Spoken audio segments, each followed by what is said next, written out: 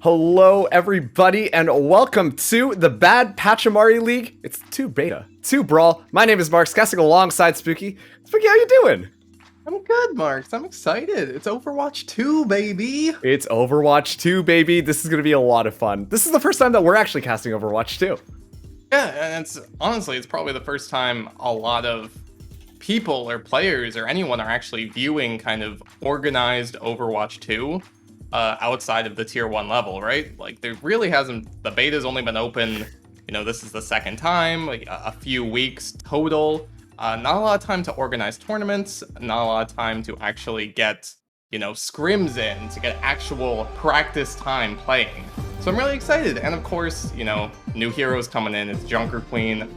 We've had a number of patches across this beta, including one like yesterday. Yeah. So nobody knows what they're doing, and I am super excited to see what's going to come out of the melting pot here in the 2 beta to Brawl. Oh boy, yep, and to start us off tonight, we've got Sail going up against Swordfish.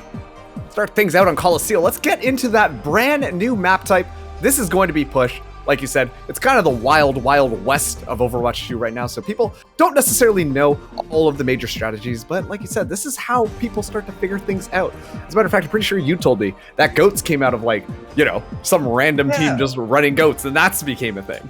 No, exactly. It's like, we think about this and, we were talking and going like, oh, they're not in the same patch as Owl, so what will they do? How will they decide their strategies? But we saw with the GOATS era that the most defining meta of any Overwatch season or like era ever was taken by a bunch of, tier 3 gamers just slamming some tanks and supports together. Yeah, and you know what? It honestly worked out perfectly for them. And it forced, it forced everybody to try and honestly just lock that map set in from an organizational standpoint. Absolutely. It was just the strongest, the strongest thing at the time. Yeah, and now we're going to be loaded in here. Things are going to be going on right now, but fortunately, can't see too much on our end of things, so a little bit of a production issue on the back end. Don't sweat it though. That robot probably not unlocked just quite yet, and here we go. All right, we're back into the action now. Let's see who goes. Dubu already just pushing forwards, but Sail, they look like they're falling apart right now. They've got that Winston going in to the back line, but this is going to be the Swordfish. They're swimming, and they're spearing their opponents. Yeah, and automatically, standing out to me, no Junker Queen here. Obviously, people don't know how to play her. She's brand new. But it's one of those things, when a new hero is released, they're generally overtuned. And I think Junker Queen does have a lot of powerful abilities working at the time. But instead, we're seeing, the old classics, the Rhine and the Winston. Yeah, and this is kind of a little bit more of a rush composition coming out from Swordfish. Sammy and Brent. So we've got we've got a May, the Owlet team male, if you will. But right now, that's just going on right now. There's gonna be a nano boost invested. Right now, Sail looking for a stick, just misses it, just goes a little bit wide, but the Primal Rage is also online. Right now, just trying to find picks left, right, and center, but the Zen kick is so powerful, but not powerful enough to get you away from a Reinhardt. And just like that, it's gonna be a little bit of a dismantling of Swordfish. As finally Sail are going to stabilize themselves a little bit and can start pushing that bot around the other side as long as they clean up the rest of these picks. But look at that, sexual falls apart. And actually, this is going to be Swordfish continuing to move forwards. We'll see. The spawns are still very good here for Sail, Marks. They are able to start coming back in. Swordfish are going to take their time, but the Blizzard's coming out. But Chasey does get the kill onto the May. It looks like with the Nano invested as well, Sail are going to get this before they actually get the checkpoint there. Yep. Bye. So it's just like, I'll catch you guys on the flip side. It's going to get out of that one. You know what? Sail's composition right now, this is why you bring very fast, easy heroes. You can get that Zen to toss a Discord Orb onto somebody, and it's going to be an instant collapse onto the backline of Swordfish. Yeah, of course, the backline of Swordfish really just being that Ana, so, Brent is going to be moving around very quickly on the Lucio, so it's pretty much kill the Ana, win the game. Don't kill the Ana, you lose.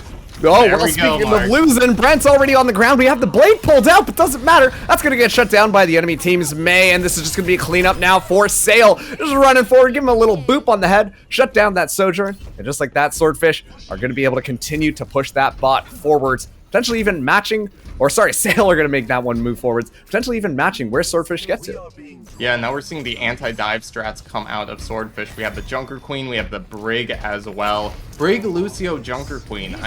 It's gonna be fast. It's gonna get into your face. I want to see how it works. Already the Pulse Bomb coming out, but it's 4v4. Man, honestly, this Tracer's just been going absolutely nuts in the backline. Dubu just trying to stay alive. Uses the nade to try and slow the Genji down, but Wisex not having any of it, wants to hunt for the kill, not able to just get it. Finally, is able to get the collapse alongside the Tracer coming in for support. Be Sale continuing to move this bot forwards. It will match it and get closer and closer to the point of the butt scratch. Yeah, it's about to get there. It has passed over now, but still, Primal Rage coming out from the Winston, but Sammy already gets a pick. Yeah, and that's the Junker Queen out, and the Junker Queen is down. Gonna fall victim to the big old monkey paw. And now Chasey just made so much room, wants to chase down Brent, but left the rest of the team a little bit more exposed. Do the best to try and stabilize this one, but I don't know that it's going to be enough. Going to get overpowered by the backline of Swordfish. They might not have a tank, but they've got a Genji. That's going to be more than enough. Swordfish able to stop them before the point of butt scratch, and now that robot's going to start shimmying his way back over. And here, Marks, I'm excited to see what Sale are going to do. It looks like they're sticking on the dive. I don't know if that's going to be the best strategy. Just looking at this, who do you dive on? You know, there's so much anti-dive coming out from Swordfish. It's this big anti-nade they have to follow up on. Oh, unfortunately the pulse bomb gets nothing, but that's going to be huge. Outlet mail and cushion, making it work. Gotta have that blade in hand, 2 down. Let's see if they can clean up the rest of the team. This is the thing about Overwatch 2, you never know it's over until it's over. And just like that, Swordfish continuing their reign of dominance. Butt scratch inbound potentially, but Sale might have a chance to recontest. They'll also have a Nano Winston coming in here. I don't know who else he would put the Nano on here. Yeah, it is going to be Casey pushing forward, but the beat is there to try and deny the value. But it doesn't look like it's going to be enough, but as soon as I say it, it's 3v3. Yeah, and right now the Genji's really trying to even things out, make it a lot more possible here. Still a little bit of a scrap as Sammy on the Junker Queen, looking for more kills, able to just get a hit in. It doesn't matter, egg cushion on that Genji. Just going to be doing wonders, and we've activated butt scratch mode. Yeah, and that's the thing, like when you get into those situations, Sammy on the Junker Queen is just going to be having so much passive health gain just from the bleed damage you're doing with the knives, with the quick melees. It just keeps you in it a little bit longer, and sometimes that's all you need. Absolutely, we're gonna get a recontest now. The Genji going in deep. Sammy ready for the support as well. They're gonna have another Junker Queen on the other side.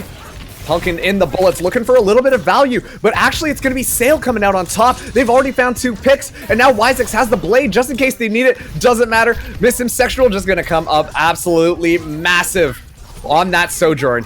And Sojourn, bit of an impact maker. Yeah, Sojourn getting a small nerf coming through with this new patch. You know, the width of the railgun, which had been previously reverted, now scales up with your energy. If you're only shooting at your railgun at 100% energy, it's pretty much the same, but she is still very much a meta-defining pick, I would say. Yeah, everybody gonna be weakened out now. We're getting the new Moira coming into the composition, ready to play. Dubu gonna be holding out the back line, but it's Wisex with the blade coming up massive, denying all these ultimates, but can't do anything. It's so good. The blade comes up massively, and now it's Imp. Imp is going up huge. Stumbling over, it doesn't matter, because Sale, they're not stumbling over anything. Swordfish, they're gonna send back to spawn. And this is going to be a good opportunity for them to start and pull things back. We've got just over 2.5 minutes left. This one's far from over, Spooky. Yeah, it really has felt like a momentum-based game so far here, Marks. Whoever is grouped up and ready for the fight are the ones able to take it. Usually the ones pushing the bot. That's going to be egg cushion getting an early first pick. The overclock is online as well as Dubu's trying to come and get some picks, but Wisex has quite a few things to say about it. Oh, it doesn't even need the blade, just gonna do it manual style. Comes up massive, finally gets punished by Sammy, but we're gonna have a coalescence to the back line. Schnippy just trying to keep everybody nice and healthy. It's met with a beat from Sale to try and stabilize the pressure here. It's still 3v3 right now on this point. or sorry, this bot, with the respawn advantage favoring Swordfish. They gotta start finding picks soon, and Chasey falling down is not how you want to get this to start. Once again, the Genji coming up, absolutely massive. Chase that Moira down, show you who the better member of talent is gonna be. They barely able to escape out of that one, and now this is gonna be Swordfish spinning it around, like you said, heavily momentum-based, as it's another team fight over. Yeah, and this is getting scary for Sale here. There's only a little over a minute and a half left on the clock. The bot is solidly in favor of Swordfish, and they already have quite the lead. Sale's gonna have to win like the next 3 or 4 fights in a row to get back into this, and they're running out of wiggle room, Marks. It's almost overtime. Yeah, they do have that. Exactly. Watch out. No one can heal in the back line, and it's gonna be an absolute massacre. Misses him, swapping over to the Echo, able to get into the back line and burn people down, but who else but Wisex to clean up the rest of the picks. Absolutely stellar Genji play we've been seeing so far, Spooky.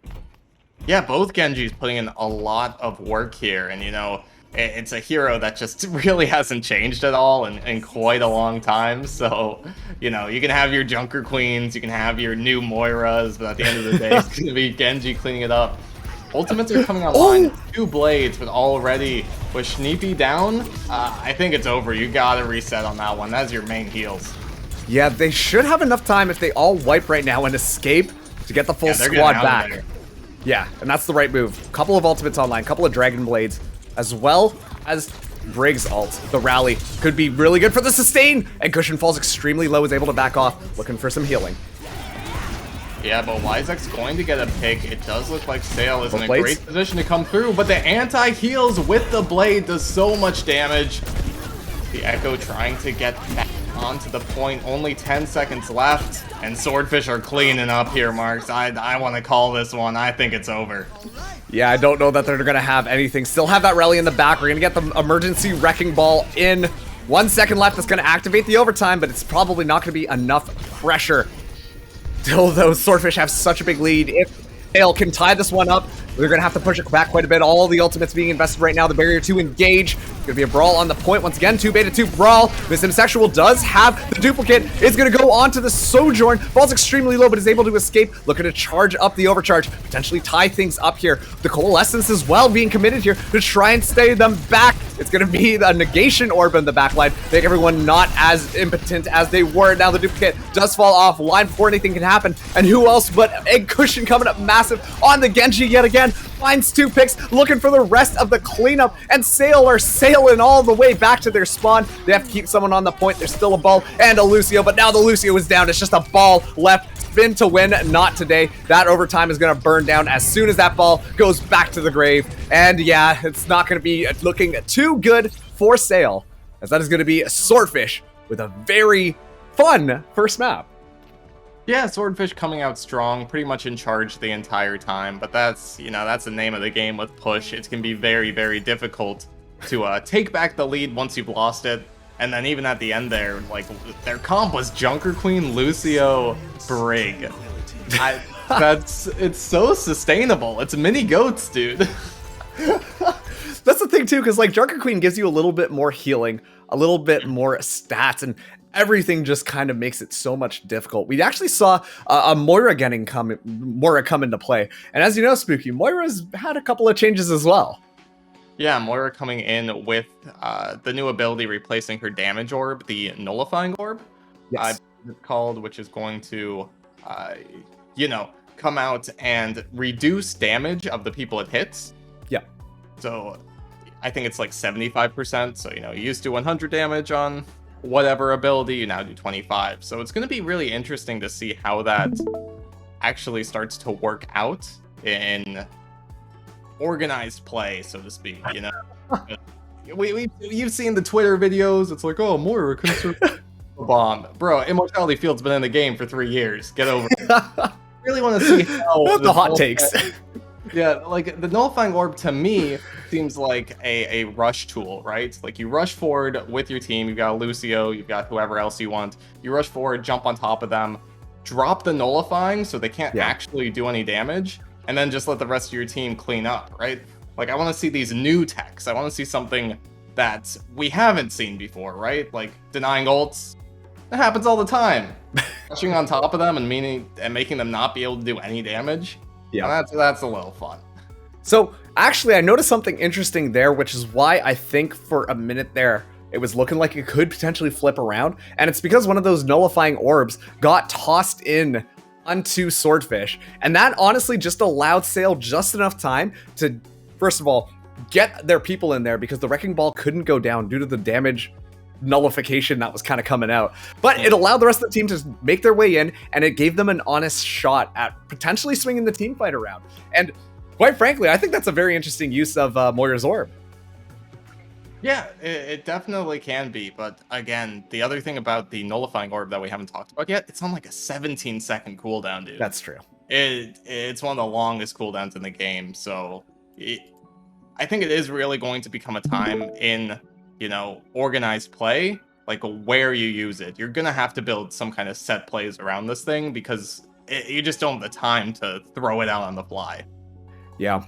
But also, too, just taking a look at how Push is going and just adapting ourselves to Overwatch 2 because, the two of us, we've gone through the gauntlet of doing Overwatch casting for quite a bit of time here, but you could just tell that there was just a different speed going on in the beta, honestly. And I think that's kind of why, while it seemed like initially there were some fights there that Swordfish were 100% going to win, Sale could just toss in a couple of their abilities and then start to turn things around. And honestly, that it felt a lot closer than you would have expected in just a normal Overwatch match. Yeah, the individual impact of every single hero has gone up a lot. Yes. Just removing that one extra tank, which, would take a bunch of the damage otherwise. Diva, 600 HP, would just sit there and just plunk, plunk, plunk. Take up a bunch of damage in Overwatch 1. Not there anymore, so it does actually incentivize more trading between DPS, more focus on the back line. Just because you kind of realize, I don't want to throw all of my damage into, a Reinhardt or a Winston or Narissa that's not going to die.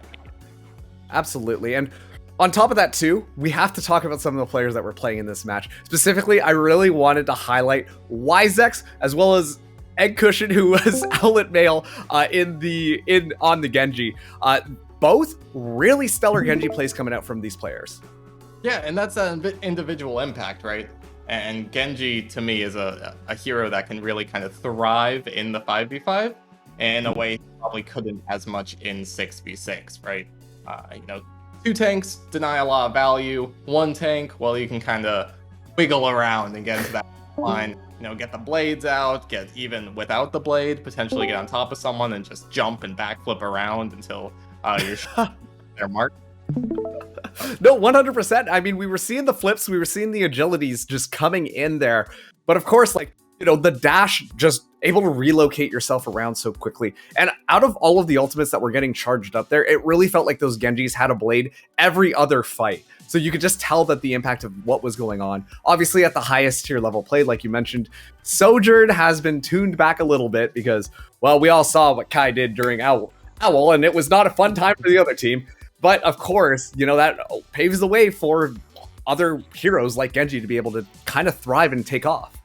Yeah, and if we're thinking about, the elephant in the room, pretty much Junker Queen, doesn't really read to anyone as a dive hero, right? Because no mobility. But when you come forward with her Carnage, I believe, her ultimate ability where it's either Carnage or Rampage. Rampage. Yeah, Rampage, where she rushes forward, puts the anti-heal on everybody. That seems like, it's just ripe for the pickings for a Tracer, for a Genji to just clean up, dude. Like, well, what are they going to do about it? Panic. But exactly. Don't panic too much, because we've actually got our next map ready for you. Next up, we've got Paraiso. Paraiso? Spooky, how do you say that? I was hoping you could get it out. Oh no, okay, well we're calling it Paraiso. There we go, that's how we're gonna say that here. I'm embarrassed right now, but it doesn't matter. This is gonna be our hybrid map number 2. And don't forget, this is actually a best of 3, meaning the first team to get to 2 are gonna take the win home in these group stages. So that means that this is a little bit of a crunchy situation if you are on Sale, because you gotta win this next match and make sure you can get to map number 3, which will be classic good old Control. On the other hand, Marks, this is Sale's map pick. That's how it goes through with the map selection. The first map is going to be picked by the higher seed, then after that it is loser's pick. So that's a little benefit potentially for Sale, knowing that potentially, you know, you've scrimmed on this map a little bit. Maybe you're a little more comfortable with it. Maybe you're just picking the new map because you hope Swordfish hasn't actually practiced on it too much. Maybe it's all the above, but that is the one saving grace here for Sale. This is the map that you picked. I'm excited to see if they have something specific that they want to run here. Also, too, according to YouTube, it's Pariso. So there we go. I was listening to the background while you were kind of going through that explanation. So everything you said is correct. Chat doesn't listen to me. Mark doesn't listen to me. All right. Come on now. But yeah, once again, Swordfish, they're up 1-0 up against Sale. Next up, going to Pariso. It's going to be our hybrid map coming in nice and hot. Spooky, I haven't had any game time on this map. I have seen a couple of matches being played. But you know what? I'm excited. This one really reminded me of... ooh, shoot. I'm forgetting the name of this one. Dorado, actually. Yeah, I honestly haven't seen too much of this map either, you know, to tell you guys a secret. Mark's and I got into the beta literally like yesterday. So yep. we haven't actually had a lot of time to play around with the changes, with the new maps and so on, but this is, you know, this is going to exist as a observational stream, Marks. We are going to see exactly what these guys come out with in something that really hasn't been determined yet at any kind of high-level Overwatch. We're going to see what these teams have to bring out here, and already it looks like Sale leaning towards kind of a dive comp. And this is pretty interesting. We've seen a lot of teams continue to work with that Wrecking Ball. You know, you have the Discord Orb coming in from the Zenyatta. That allows for fast EV dives, especially with a Sigma coming in. That might allow for quite a bit of backline pressure for Swordfish to, or sorry, Sale to apply. Yeah, Brent is going to have to watch out, especially with the Zen nerf coming in, where you don't have 225 HP anymore. You still got the kick. Yeah. But you're still pretty squishy compared to how you used to be. So definitely I can see Brent being this main target here for Sale coming in. And the thing with the Sigma as well, it's going to allow for a lot of stabilizing, especially around this first point. But already, Sale are getting such a good head start. There comes in the kick. Stay back, says cameraman. And now it's just all the picks coming through on point. Mushroom as well as Mrs. Imp is coming up absolutely massive. A very fast team kill coming in from Sale, as they're more than likely going to be able to capture this first point before Swordfish can even return. Yeah, and it is going to be actually Brent falling first, and now we see the swaps coming out. They don't want to play that Zen anymore. They're like, nope, I just have a giant target on my back at every single moment. Let's get some, a little bit more survivability in here. Let's not give them an easy target to dive on. And now I'm looking at it, and it is kind of hard. Maybe you just want to bully the Sigma here, potentially get on top of the BAP, but definitely a little bit more trouble trying to find a dive target with the comp Swordfish is running. Wonton John falling extremely low. Thankfully, the rest of Swordfish ready to help as well, but Mrs. Imp just putting so much pressure onto that top line. They can't even leave out of there. They're having so much trouble doing that. But so far, this has been an excellent showcase from Swordfish, but Egg Cushion comes up with one onto Reborn. Now it's going to be a fight onto the cart here. See Swordfish. They want to go in. Mrs. Imp does have the blade online. Probably going to save it for the future fight.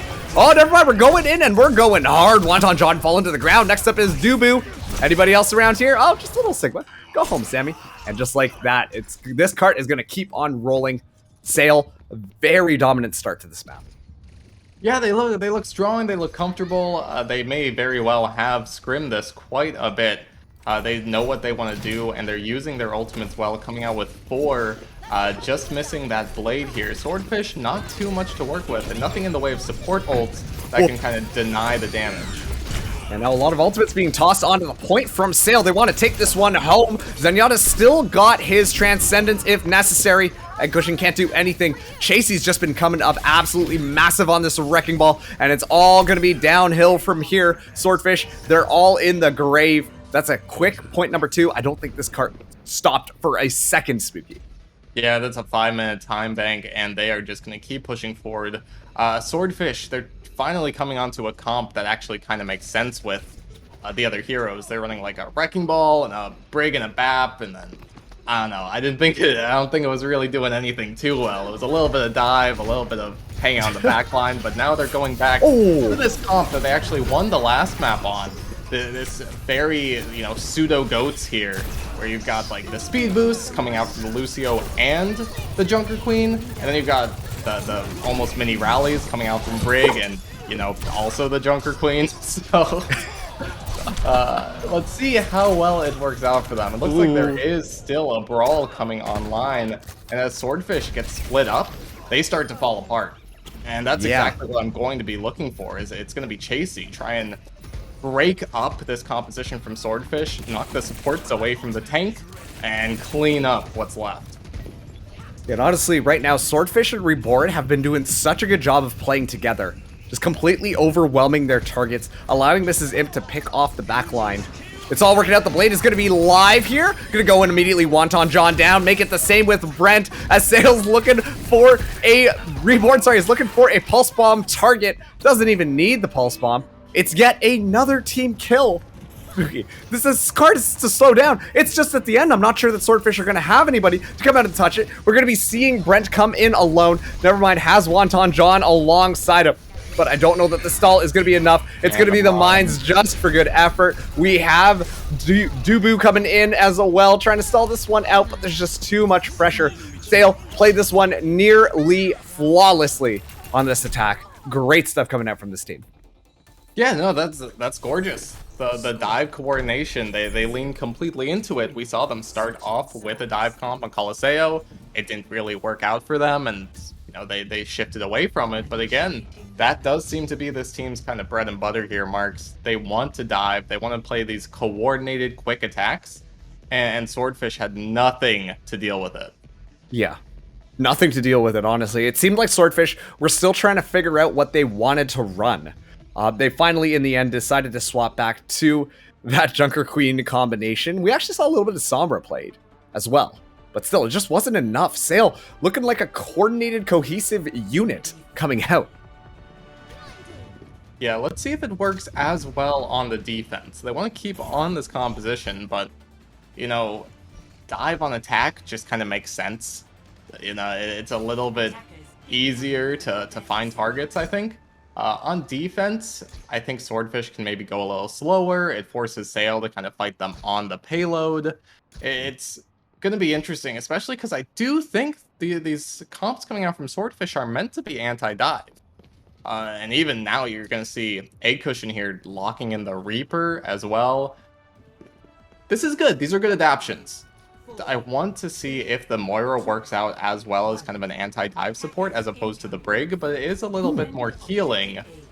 And I'm expecting Swordfish to pretty much just step on the point and not step off. Let's see if they can even make their way on point. Not actually having too much difficulty thus far. Just speed it down. Just completely go underneath Sale, and no one can stop you. Immediately, people are starting to fall low, but just like you predicted, this Moira might help with that anti-dive. Already made their way onto point. Looking for a little bit of pressure here, but they're staying together. Mushroom, though, able to take out Brent. That's absolutely massive. Now, we're seeing Egg Cushion try to put on the pressure. Try to keep them at bay. Dubu looking for it, but Sammy actually the one to punish Junker Queen, reign supreme. Now looking to clean up the rest of the members here. Already, so many of them are falling down. Oh, that's a big blade to the back. Catches Mrs. Imp mid-dash with the knife. But yeah, Swordfish, they're playing with their blades. They're going to make that point number A work. Sale might come in for a recontest, though. Chasey at least is still alive. Should be able to touch for a bit. Oh, just too slow. A little bit late.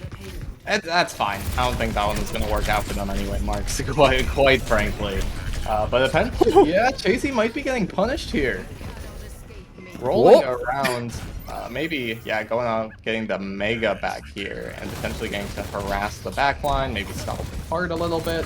But on the other hand, Sale is dying, dude. Like, yep. Chasey is all that's left. Yeah, they're just continuing with that forward momentum, but, a good stall, I guess, coming out from Chasey. Finally gets taken down. And yeah, Swordfish's composition, it's working as this anti-dive. it's been looking pretty good from them thus far. There's so much survivability here. Sail, I don't really know how they're going to get a pick. I would like them to start swapping over maybe to a Sojourn, maybe to a Hanzo. We might see that as these ults come out. Reborn, they're going to get that pulse bomb kill, and that's going to open things up. No Lucio, everyone else kind of scatters, and that is going to work. But if Sail needs ultimates to win fights, Swordfish are just going to complete this map. Yeah, absolutely. Sail, kind of just going in like sharks that have tasted a little bit of blood in the water there. Able to swarm in on these close quarters and win it out. But Swordfish have those ultimates online now, Spooky. They have quite a few marks. Still, Reborn, very quick with that pick onto Egg Cushion. Taking down these members of Swordfish before they can actually group up together. Goodbye. That's what you need to do. But again, you know, there is a blade coming out. The ultimates are being used to stop these aggressions. Swordfish, not using anything. Something's gonna give, Marks. They're literally holding on to everything in their pockets, but unfortunately, much like the dollar, it's only going to go down with time. Specifically, its value. See how they can do it, though. They're about to have all 5 online. Sammy will be poking, prodding for a little bit of room on here. Now the ultimate is going to be coming out. Or not quite just yet. Never mind. Brent's already down. Gets swarmed over, and now the coalescence is going to be, as the rampage goes through into the back, it's going to be everything. So many things happening on the screen, but it's Egg Cushion with the Death Blossom, a tried and true way to just take everybody out, and it comes up absolutely massive, finishing out Cameraman. Now they just got a little pesky Genji. Probably shouldn't be too much difficulty for them to clean that up, and Swordfish finally able to get this cart moving once again. 4 ults, 4 kills. I don't know if I'll call that value. Sail are coming back in, and it does look like Swordfish, they want to back off, regroup a little bit before they move forward here. And so far, they have been struggling a bit to push forward and actually get picks. Yeah, an aggressive beat to help the engagement, but it's an even trade coming in. Both teams losing 1 DPS member. Mrs. Imp is not quite done yet. Is trying to just chase Brent down. Brent can't even play the game with how often that Mrs. Imp has just been shutting it down. Of course, the picks are coming through. It's going to force out the blade. Mrs. Imp trying to keep this one alive is able to find Wonton John looking for another. But, on the brink of death. Falls down to Sammy throwing the knife. And just like that, this is looking like Swordfish are going to be able to clean up the rest. Junker Queen coming up clutch yet again. Yeah, maybe they can stall it out for a little bit longer, but this is looking like a lost point number 2 for Sail. Yeah, and these are one of the things I'm consistently seeing here, Marks, is that when you've lost a few members, if the Junker Queen is still alive in these scrappy fights, she gets so much value. She is just healing, she's wounding, she's got that commanding shout to keep everyone alive. A lot of survivability in this one hero. You do need, like that, a full team effort to take her down. Yeah, absolutely. Finally, Sailor actually able to turn this one around. It was looking so good for Swordfish, but a couple of ultimates gonna really just deter everything. Chasey coming up huge on the Wrecking Ball thus far, Spooky. Yeah, now you're wondering a little bit, like, for Swordfish, is the Moira experiment working? Are you getting the value out of the Moira that you need to swap off the Brig here, which is what they were playing before, which is really like the anti-dive character? Yes. You have the Coalescence, it has to come up with a lot here, and it's gotta get some value. And here we go, the Coalescence. Both support ultimates going to be coming in from Swordfish. They want this point to work, and they haven't found anything for it. They're able to get in onto site, but haven't found any kills. Sail using quite a few ultimates themselves to keep themselves stabilized, but Chasey comes up with the first one. It's going to be a Death Blossom coming in from Egg Cushion. Oh no, falling down so hard. It's going to be a blade in the back line. Oh, Mrs. Imp yet again is able to come up absolutely massive with it. Never mind, only finds 1. That's that damage negation in play. Doesn't matter. It's all good in the hood. Sail able to clean out the rest of the members, and Swordfish are going to have to reset, but I don't know if they have enough time to be able to move in and touch this cart. We do have Brent coming in. The Swordfish must think that they can touch here because we do see the swap to an Ana. So, no, back to the Moira. So definitely they're panicking a little bit, trying to get in here. Brent should be able to touch, but Chasey's almost up to the mines here. I don't think they're getting the second point. Chasey just needs to get that online, drop him on top, and that's it for Swordfish. Oh, Sammy just going in, looking for value, misses the knife, looking for something though, finds nothing but a deflecting Genji in front, and that's not who you want to see. There's going to be mines on point to make this even more difficult for Swordfish to find any positioning here. Oh, it's going to be the beat as well. Add insult to injury, Sail, they're going to hold them back just before point number 2, as they're going to tie up our series now. It's going to be 1-1 against Swordfish. Yeah, Sail looked dominant, dude. They looked really, yeah. really good. You know, they come in, they complete the map with like 4 minutes in the time bank.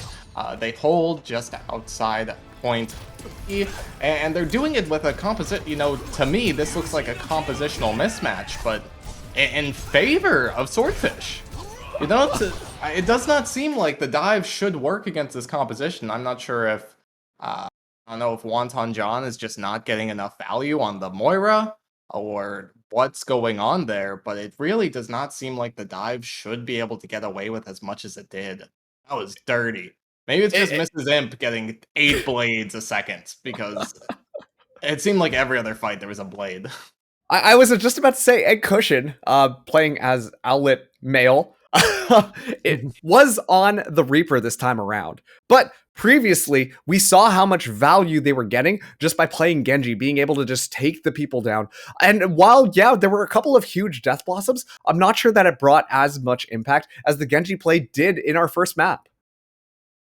Yeah, and I think that is, you know, it's part of the composition, right? Like, it has to be, you know, you're playing a bunch of heroes that should do well in close range sustained fights.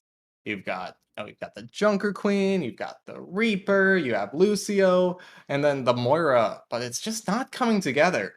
And I do think that potentially they could have stayed on the Brig trying to get the value that way, just consistently having the healing coming around.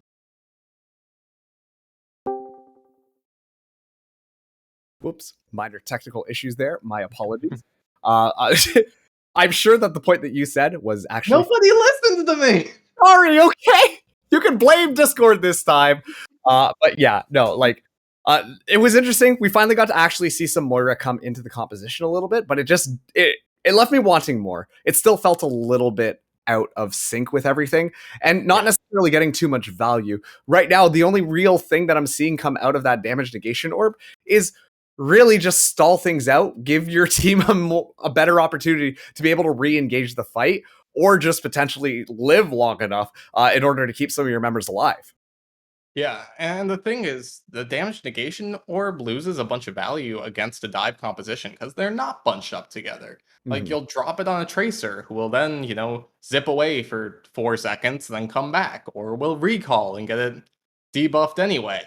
It's like, what are you doing with it? You drop it on the Wrecking Ball, who will then, you know, roll out. You drop it on the Genji, who dashes away. Like, you're not hitting more than one of them at a time, so it just doesn't seem like the Moira's getting the value. I don't think Moira is really that anti-dive character like Brig is. I mean, maybe a little bit. You can fade away, you can heal everyone if they're grouped together, but that just didn't seem to be what was happening. I think you might need a lot of coordination to actually pull off the Moira in that kind of composition, and then at that point, just play the Brig. Yeah, agreed. But we now have our map number 3, the one to decide it all. We're going to be going to Nepal. We'll have swaps coming in here. We're going to have Supa in for Wonton John, and Wisex coming in for Reborn.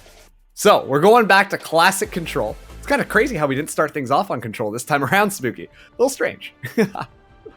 1-1, and we're back to Nepal. No, you know, nice and simple. It's nice, and it gives me a cozy feeling inside. I was like Nepal, something we're familiar with. We've casted a lot of, and have had some pretty, you know, Nepal's had some pretty interesting compositions throughout the years.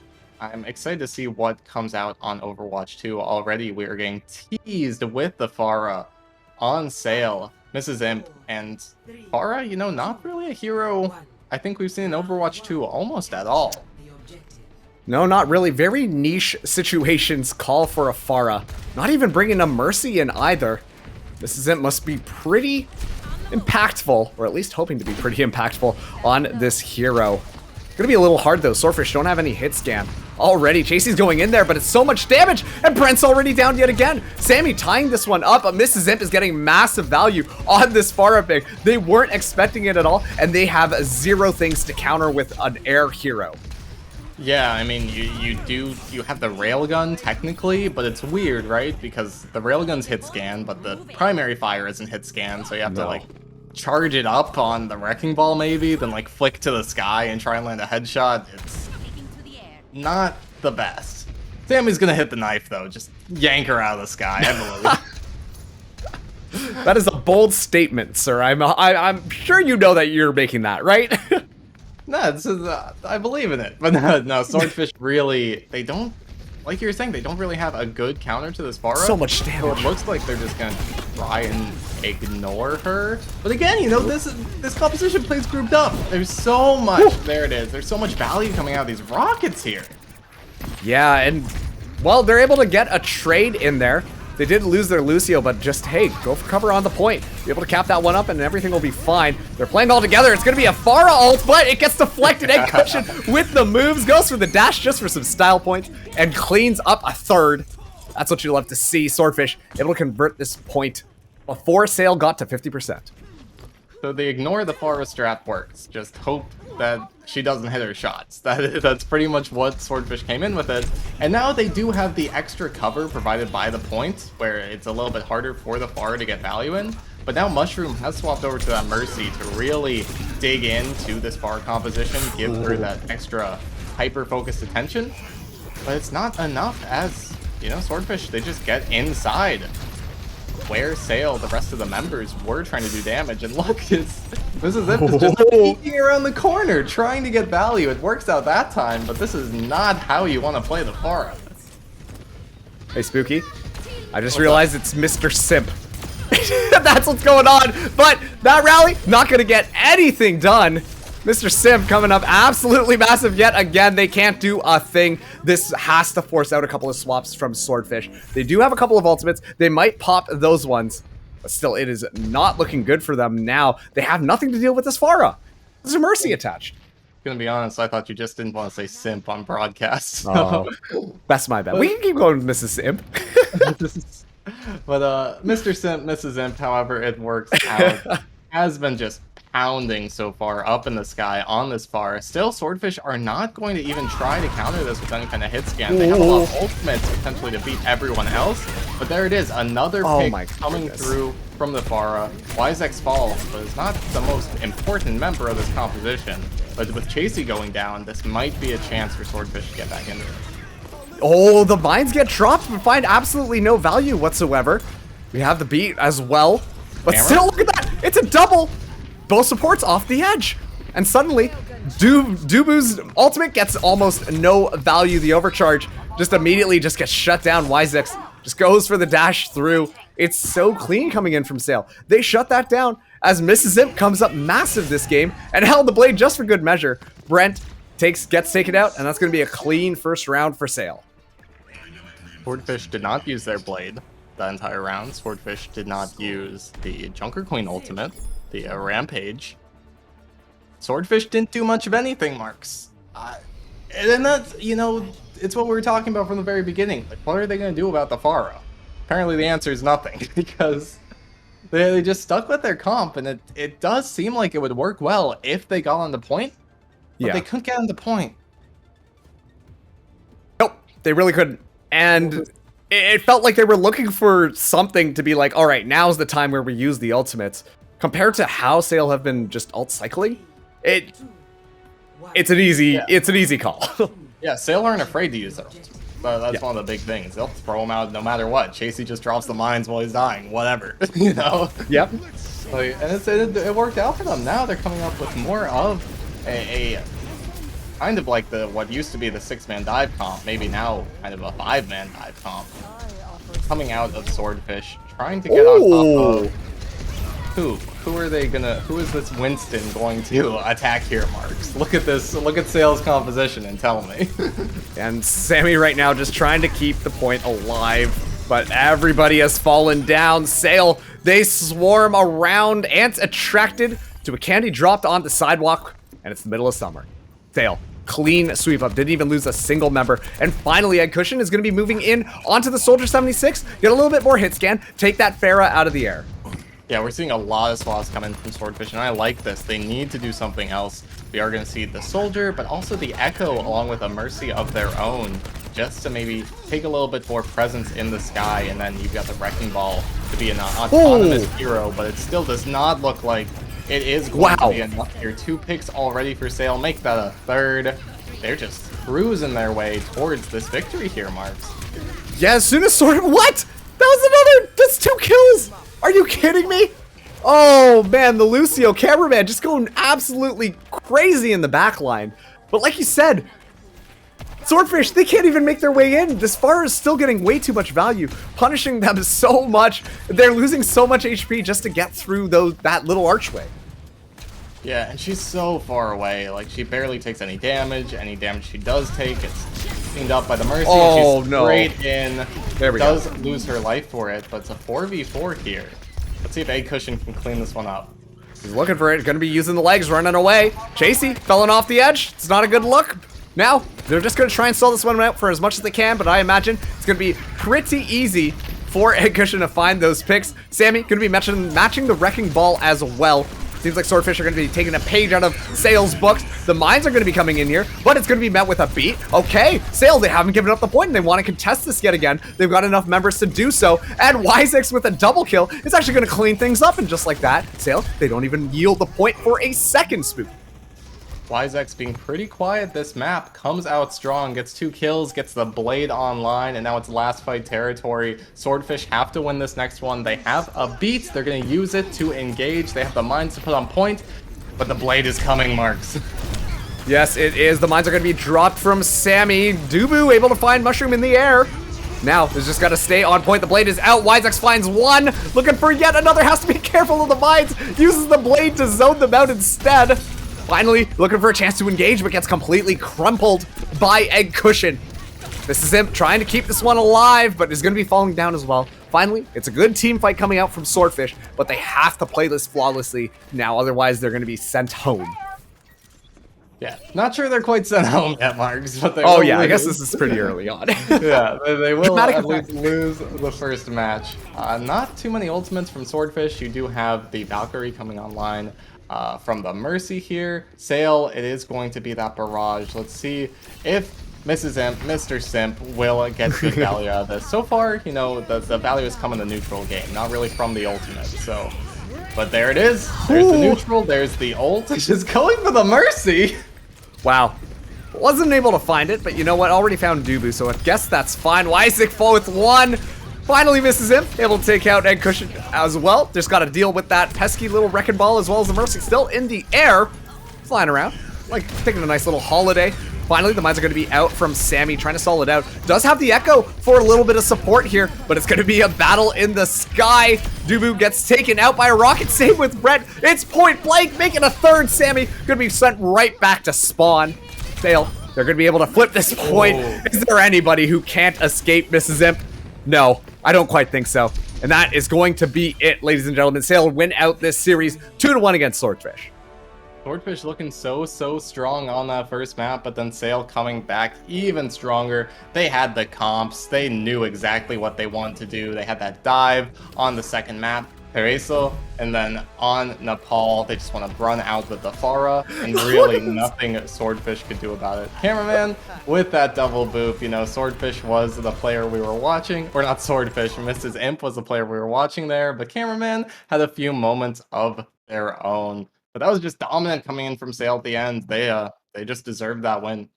Absolutely. And you know what? I think that it's actually the case that the Lucio was getting a lot of value. We saw actually quite a few environmental kills on the final map there. But once again, big congratulations to Sale as we finally get Overwatch 2 tournament.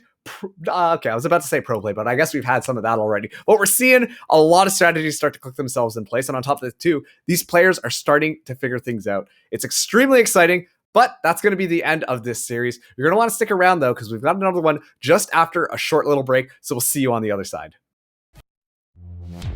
They tell me to leave you, I should run away.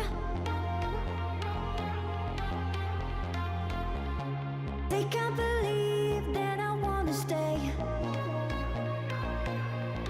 Oh, oh, oh, oh.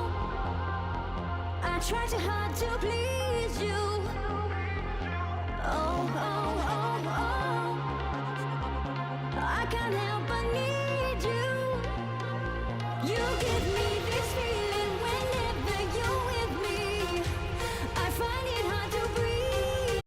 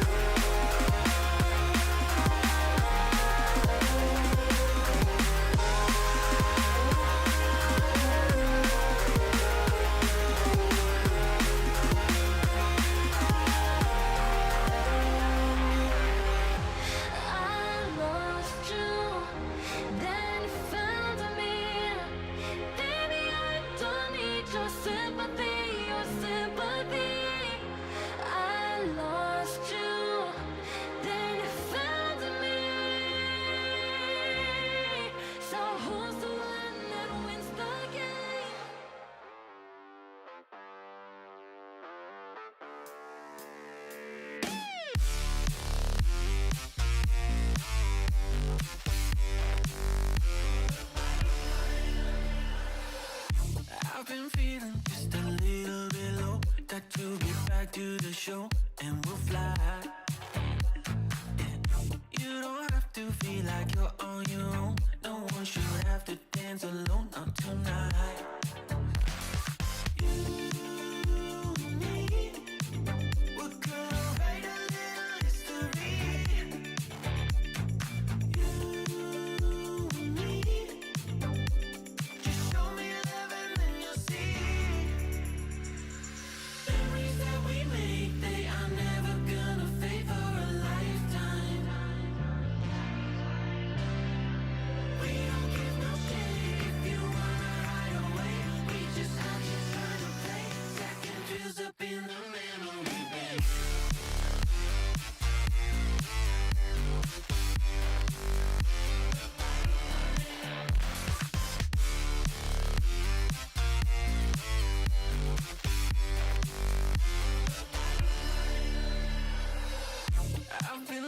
For somebody to make memories in a bank forever in time.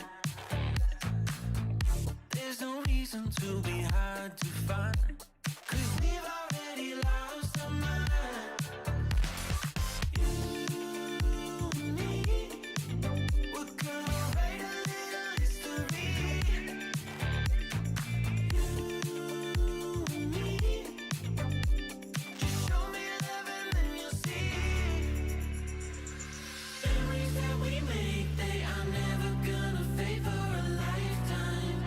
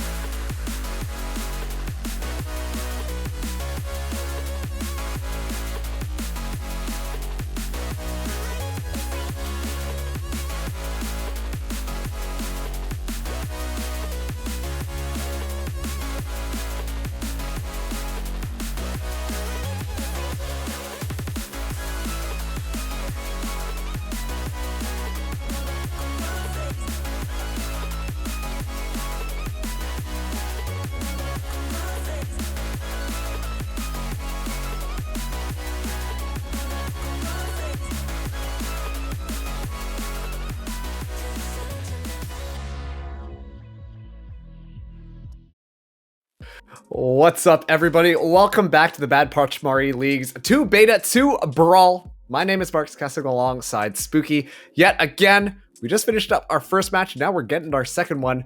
Nice, hot, and special. Because, of course, it's Nebulous going up against what was he cooking? What was he cooking, Marks? That's going to be the question for these two teams. What are they cooking?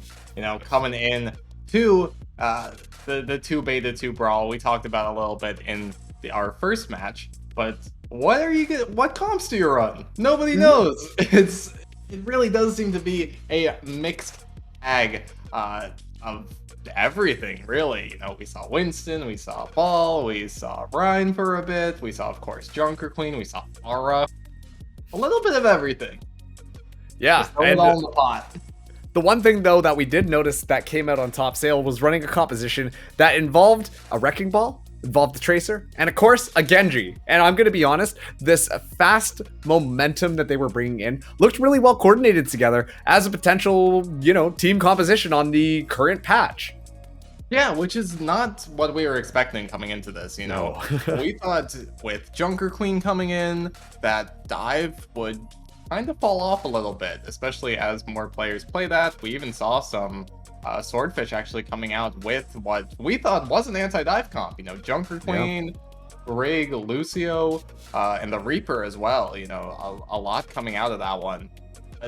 It just didn't quite work against the coordination coming out from Sale. So, you know, there's going to be a lot of theory crafting coming in as we have new heroes, as we have a bunch of nerfs and buffs coming through. But you really aren't going to know what's going to happen until you actually get into game. And then again, even if you are at a compositional disadvantage, if you recognize that and still know how to play around it, you can still win. Yeah. Nope, that makes 100% sense. And the thing was, too, we were seeing a couple of heroics coming in from some of the key players. This is Zimp, of course, coming up huge on the Pharah, and you could just tell that Swordfish were not able to check that. But we're you know what? We can't stay too focused on the past. We gotta live in the present. Yep. And let's see what we got here. We're gonna have Nebulous going up against what was he cooking. Here are going to be the players for tonight. I'm genuinely curious to see who's going to be stepping in. As you know, the change from Overwatch 1 to Overwatch 2, only one tank this time. Like, limits options a little bit, especially too, considering that, you know, having that one tank specialist makes things a little bit more difficult moving forward. Yeah, it's a question of flexibility, right? That's true. Like, can you play the main tanks? Can you play the off tanks? From Overwatch 1, we haven't seen a lot of heavy off-tank play coming through so far in Overwatch 2. You know, we've seen a little bit of the Sigma, but mostly it has been main tanks. But then you have whatever Doomfist is, whatever Junker Queen is, they're just tanks now. You know, there aren't really players with a lot of experience coming in on those characters from Overwatch 1. Doomfist because he's completely different, and then Junker Queen because she's completely new. So we'll see exactly what's going to come out. We're going to see what these two teams are cooking on our first map, Colosseo. Yeah, and we're starting off with a brand new game mode. It's going to be Push, who can get that robot a little bit further. I have to admit, both of these teams are continuously picking new Colosseo, as opposed to, you know, Toronto. I'm in Toronto myself, a little salty about that, but that's okay.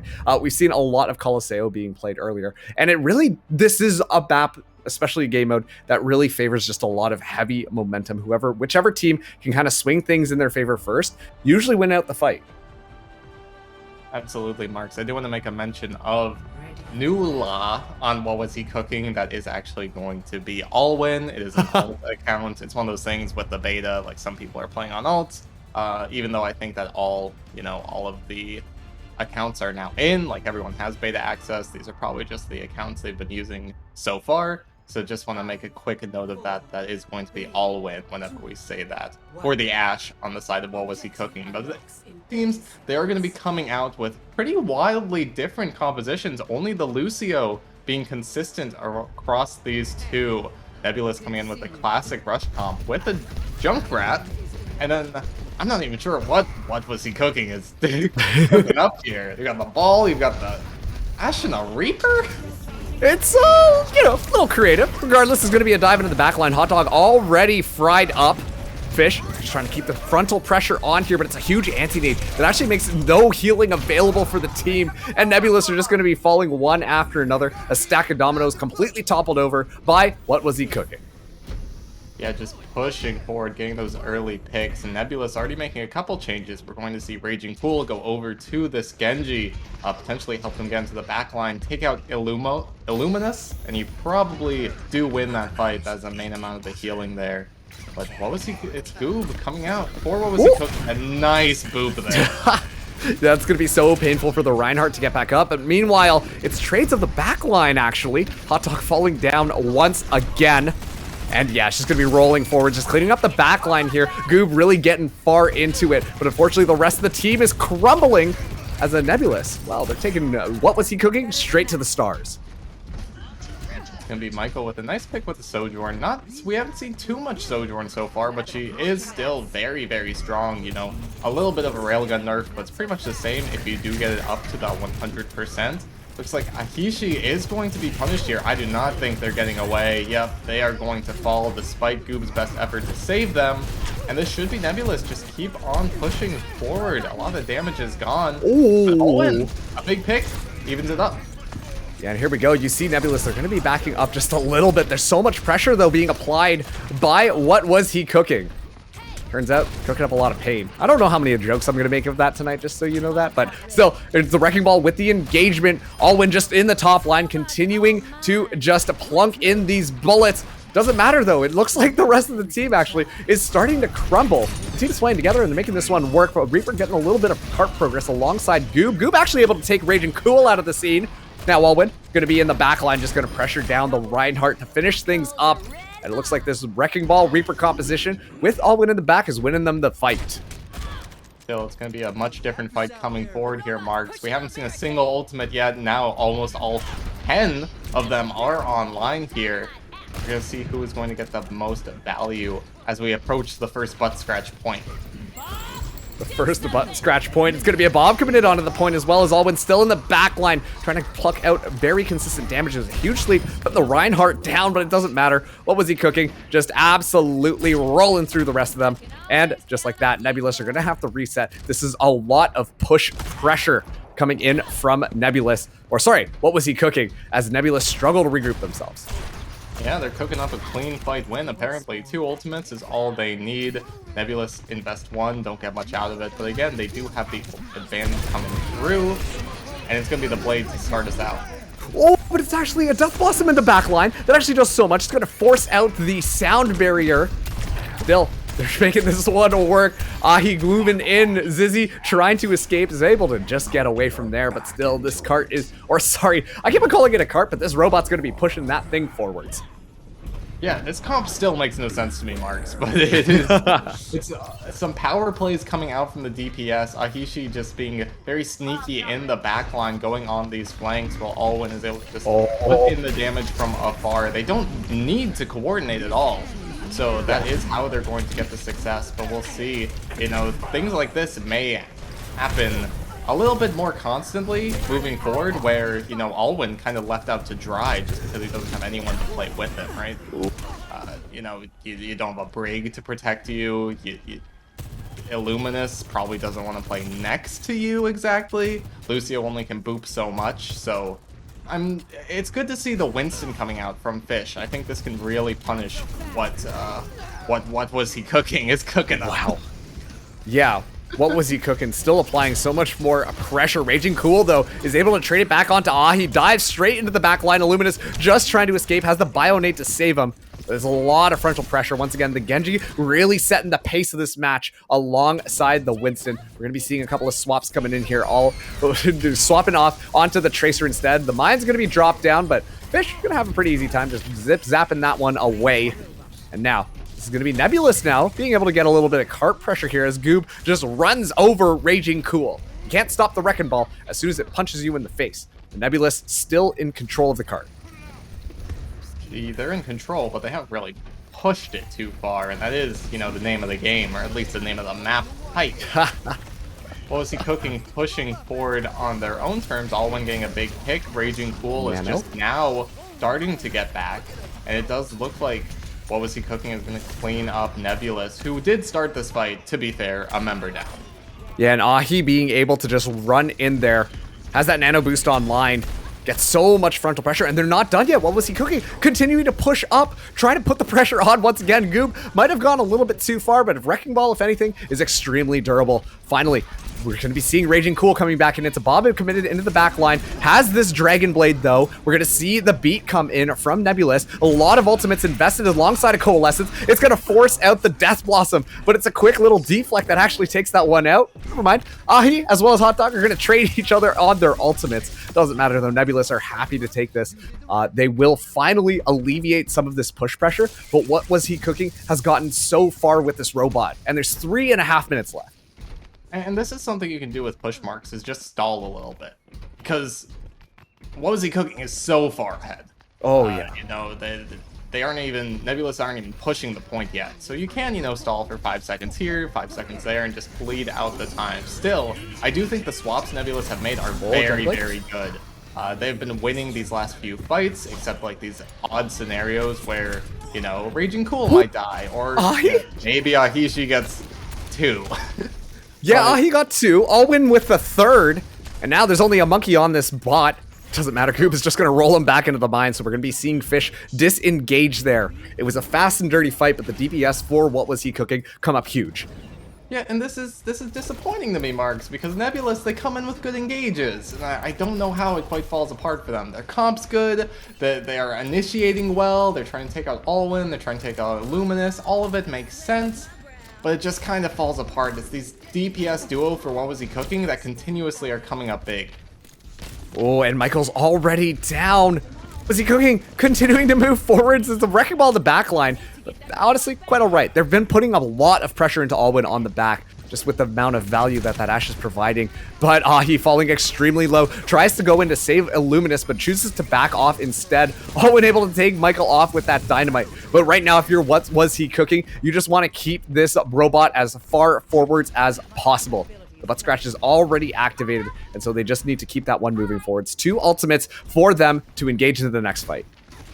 Yeah, Nebulous have nothing to work with, almost up to that pulse bomb, but that's about it. Alwyn just ripping the bomb as soon as he gets it, and that is the go sign for What Was He Cooking. Once again, in charge of the cart, and yeah, you know, what else is there to say? They've got more ultimates, their coordination is good, even if they're playing heroes that don't usually work well together. We are seeing Ahi very, you know, typically hunts the Reaper, or hunts the Winston down with the Reaper, as, you know, Fish tries to get into Alwyn, tries to get into Luminous. Just everything is going on the side of What Was He Cooking.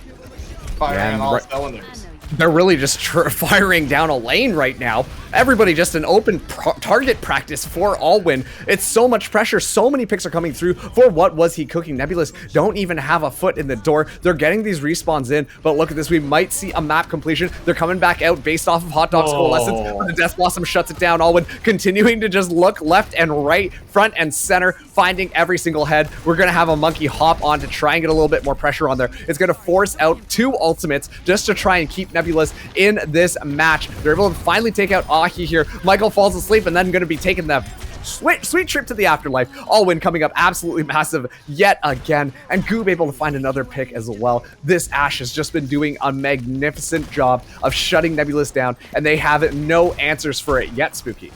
Alwyn's about to get another Bob, already has it online. Just waiting for the opportune moment to throw it in. There it goes, and this should be it here, Marks. They're trying to play around the Bob. Michael going over to the Reaper might give them something, but it is not looking good. Oh! It turns out, what was he cooking? They were just cooking Nebulous. Wow, you're waiting all map to say that one, didn't you? As soon as you saw the team name. Regardless, though, a great showing from What Was He Cooking. My goodness, the frontal pressure that they were able to throw in was fantastic. Michael, going to be getting the play of the game. See what this Tracer can do. Oh, just kind of hang out in the back line. Actually take out the real damage pressure from Alwyn, and then just take out the, what do you call it, the Ana as well in the back line. Still, though, great stuff coming out from What Was He Cooking. They just kind of stuck to their guns, and honestly, Spooky, they made that one work. Yeah, and Marks, there was a point there where I thought, Nebulous were going to come back into that. They had swapped over to like this full dive comp. They had the Genji, they had the Tracer, they had the Winston, and they'd get a couple picks, but then they'd lose a couple members, and it would slowly just fall apart. And that seemed to be the name of the game for like 4 minutes there. It would be Nebulous taking control of the cart. They'd push it pretty much as far or control the bot. They'd push it to the barrier pretty much, at which point they'd lose. And then, what was he cooking would push it right back to their barrier, which then they would lose. And it was just kind of going back and forth without any progress. But still, at the end of the day, that was dominant coming out from What Was He Cooking. They completed a push map. That's not really easy to do. It really isn't. And honestly, I just want to say, like, the way that they were playing the Wrecking Ball alongside the Reaper, I thought was just so effective. Obviously, Alwyn in the backline on that Ashe, able to just dink some heads, use the dynamites, and play the long-range hit scan to really just apply pressure. But because that forced out Nebulous to try and deal with that in the backline, it really just allowed that fast-moving, close combat combo to just do so much damage to them. Yeah, absolutely. I think Goob was playing very well on the ball. I really did like Ahi going in and not really having a set play style. They would go for flanks if they felt like it. They would frontline if they felt like it. If they saw Fish diving in on Alwyn, they'd teleport back and deal with that. Just kind of being everywhere at once, which was one of the things I was worried about the comp. Like, who is going to peel a little bit? Turns out it's the Reaper. And, if it works, Marks. That big old scary Reaper man really making those shotguns put good work out there. But next up, we've got our hybrid map. We'll be seeing where we're going to be going next, but we have a couple of roster changes coming in for this team. On the side of Nebulous, Michael is going to be moving on to tank, Zizzy onto DPS, and Fish is going to be on our support. For What Was He Cooking? Well, the man himself, Alwyn, is actually going to be coming out here as C-Dub is going to be moving in on tank, and Goob making good work. Now, going to be on our DPS. So I'm curious to see how this new lineup from What Was He Cooking as well as Nebulous are going to pan out for these teams. And that's the interesting thing is that they're not really new lineups, except maybe, Alwyn coming out and C-Dub coming in. Mostly it's just players that were already in the game moving to different roles, which is bizarre. But it's interesting. Let's see what they have cooked up for us here. Yeah, absolutely. And that's the thing too, because I think that the Overwatch 2 is so new. These teams are really trying to see what might they stick on, what is kind of working and what is going to be good. And that encourages a lot of players as of right now, before they've really locked into a role, specifically what they want to play. And maybe they stick with things like Goob on the Wrecking Ball was honestly really darn good. Yeah, Goob maybe is just like a Wrecking Ball specialist. Other than Doomfist, I think Ball is probably the most DPS of the tank heroes. At least that aim and mobility coming out. I'd argue Junker Queen, but yeah, she doesn't count. Okay, fine. She's new. And even her is she's an interesting character coming out, but still, I think the aim is very much like Tracer, at least, on the Wrecking Ball. It's a very close range, empty your clip, get as much value out of it, right? But it does seem like all the swaps we were talking about coming out for Nebulous, looks like they changed their mind, so they might just be running with the same roster in the same roles that they did before, and it looks like, this looks familiar to me. And honestly, you know what? With how that first map went, I would be a little frustrated. Like, I know I can play a little bit better than that, so they're going to be on their same roles that they were on the last map. Next up, we've got King's Row, the home of Rush, but with Overwatch 2, things can kind of change a little bit. We still see quite a bit of, that Reinhardt Rush style in play. The Mei has been extremely good as well, but Cassidy has been kind of swapped out for Sojourn, and that's because Sojourn charges up the railgun off of just shooting the bullets into a shield as well. So it really works out against these Reinhardt comps. Yeah, and Sojourn's just kind of busted right now. She's very strong. The changes they made to the railgun makes it a lot easier to hit, and It's easy to hit. It one-shots most people. Pretty good. Yeah, I'd agree with that. Well, we're seeing now they're going to be moving up as well. A lot of damage already being implemented onto Nebulous, and Fish is already down in the back line. Raging Cool has to just slide back there. Has the railgun online, but can't find anything. What was he cooking? Just rolls over the rest of Nebulous. And Spooky, I think that's a pretty confident point number 1 coming up from this team. Yeah, Oh! speedy, dude. Cute white boy C-dubs himself. A little bit of tactical crouching. Still, and look how far forward they are. Still, yeah, getting the pick on the cute white boy, that is about what we expected there. He was so far out of position that I don't think he was going to be getting much, but you do what you do for the VM. Yeah, of course. You gotta do. I mean, hey, they had the point anyways. Now we're going to be seeing a little bit of rearranging coming in here. Michael now going to be on the Reaper as well. Going to be a full mirror coming in from both these teams. Is what was he cooking? Looking to push past these arches. Already C-Dub's taking on quite a bit of damage there. An Immortality Field already forced out. Immediately turning around, noticing Michael is right around there. It's a huge shatter though, as 3 people are on the ground, and now Nebulous put their foot on the gas pedal and are going right through the Amplification Matrix. Michael looking for yet another one, but has to force out of there. It's going to be a reset from what was he cooking, but they've got a majority of their members alive, and they're looking to swing this one back. Now we're seeing Nebulous trying to escape, but Goob just takes Michael out of the equation completely. Yeah, what was he cooking? Coming back incredibly strong here. They've got the ultimates to work with. C-Dubs is pushing forward, has the shatter. It is going to lay down, but it's Fish coming around the corner at just the right time. And now we have to get C-Dubs out of there. But still, it looks like what was he cooking? Want to play this corner, and oh, fuck, he's going to go for it, dude. He's coming in. Right as soon as the Amplification Matrix gets dropped out, Raging Cold does have a response though. This is going to force out every single ultimate from Nebulous that they had online, but Michael teleports right into a grenade. And yeah, this is going to be the Sojourn's reigning supreme once again. Goob trying to escape, but gets diffed by Michael. Or sorry, Raging Cool. And Zizzy, picking off Illuminous, is just going to set them back to spawn. Very far forward hold. Doesn't quite work out for what was he cooking.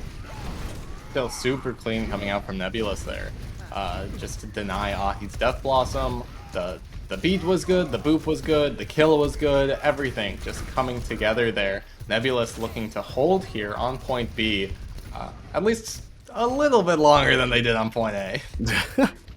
And honestly, they're doing a pretty good job of it thus far. They have that Death Blossom online. Able to use that one. Fish really close to a shatter as well.